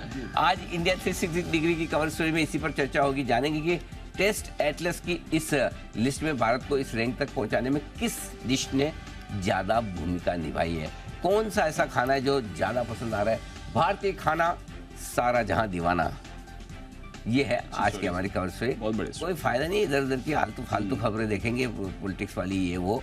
हाँ, मुख्यमंत्री बने वो देखिए, वो हमारी बुलेटिन में भी होगा, चिंता मत करें। बट अदरवाइज बढ़िया इंटरेस्टिंग स्टोरीज, बढ़िया काम की खबरें इंडिया 360 डिग्री में आपको मिलती है। एनी गेसेस, आप में से कोई बताना चाहेगा कि कौन सा खाना है जिसने मदद की होगी? जी कुणाल जी। अरे जी, मुझे लग रहा है 11वां नंबर अनिल जी पूरी तरह से गलत है जी। और मैं इसलिए नहीं कह रहा हूँ अनिल जी क्योंकि मैं भारतीय हूँ तो मुझे भारतीय खाना पसंद है। आप अनिल जी विश्व के किसी भी क्यूजीन से भारतीय क्यूजीन का मुकाबला कर लीजिए। एक तो इतनी डाइवर्सिटी है, मीठा जो मिठाई में इतने ऑप्शंस है अनिल जी, हर प्रकार के ऑप्शंस हैं। हो ही नहीं सकता कि अनिल जी हमें 11वां स्थान मिले। तो अनिल जी ये तो बिल्कुल ही गलत है अनिल जी, पहले दूसरे में भारत होना ही चाहिए। और इतनी डाइवर्सिटी है, इतने व्यंजन है कि आप रोज नया खाएं तो भी खत्म नहीं हो। हाँ, ये बात तो सही है, बिल्कुल सही है। और इसलिए अपनी तरफ से जय भी पूरा योगदान दे रहे हैं। जय बोले मैं कोई भी खाना हो, भारत का कोई भी खाना हो, मैं पूरा सपोर्ट करूँगा, खा के मैं उसको नंबर 1 पर लाने की कोशिश करूँगा। लगे रहें, डटे रहें। लेकिन बहुत सारी ऐसी डिशेस हैं जो भारतीय खाने को दुनिया भर में पॉपुलर बनाती है और जिसकी वजह से हम यहाँ पर पहुँचे हैं। तो ये है आपके आज की कवर स्टोरी, मिस मत कीजिएगा रात को 8 बजे। बाजार फाइनल क्लोजिंग 20,926, 20 पॉइंट की तेजी के साथ। निफ्टी पर 35 पॉइंट ऊपर बंद होता हुआ, सेंसेक्स 5 पॉइंट नीचे बंद होता हुआ, बैंक निफ्टी लेकिन 47,000 के काफी ऊपर। मिड कैप स्मॉल कैप शेयरों में रही है भरपूर तेजी, विदा लेने का है वक्त। कुणाल जी, वागले साहब, सुमित जी और जय ठक्कर का बहुत बहुत शुक्रिया। सचिन जी, अविनाश सर का और हिमांशु गुप्ता साहब का भी बहुत। हिमांशु जी का भी आज दिन बड़ा जबरदस्त, बहुत बढ़िया, एक के बाद एक। हिमांशु जी के 2-3। हिमांशु जी कौन से स्टॉक पहुंच गए आज सर्किट पे? अनिल जी 2 स्टॉक्स ऑलमोस्ट, एक टूरिज्म फाइनेंस कॉर्पोरेशन और दूसरा तो आप ही का स्टॉक था बेसिकली टांगला, जो आज थोड़ा सा टाइम कर पाया मैं, तो वो भी ऑलमोस्ट 20% नहीं बिल्कुल आज की क्रेडिट पूरी 100% आपको है। बहुत ही जबरदस्त कैश के स्टॉक्स में जो एक्शन बिल्कुल सुबह सही बढ़िया मूव पकड़ा, बढ़िया रहा दिन, बधाई आपको। आइए मुझे और दीप को इजाजत दीजिए। मृत्युंजय हमारे साथ तैयार है एक्शन को आगे बढ़ाने के। मृत्युंजय आज आपके सोने जाने में कुछ हो नहीं रहा? छुट्टी के मूड में है सर। अच्छा, बहुत ही सुस्ती है मतलब बुलियन मार्केट में एक्चुअली। लेकिन क्रूड में एक्शन है नीचे की तरफ का, और करीब 6 महीने के लो पर है कच्चा तेल। $73 के नीचे आ गया है ब्रेंट, और क्रूड में गिरावट का साथ दे रहा है नेचुरल गैस, उसमें भी बहुत तेज गिरावट है। और पिछले 2-3 दिनों में 10-12% नेचुरल गैस के दाम गिर गए हैं। तो क्या एनर्जी में अभी और गिरावट रहेगी?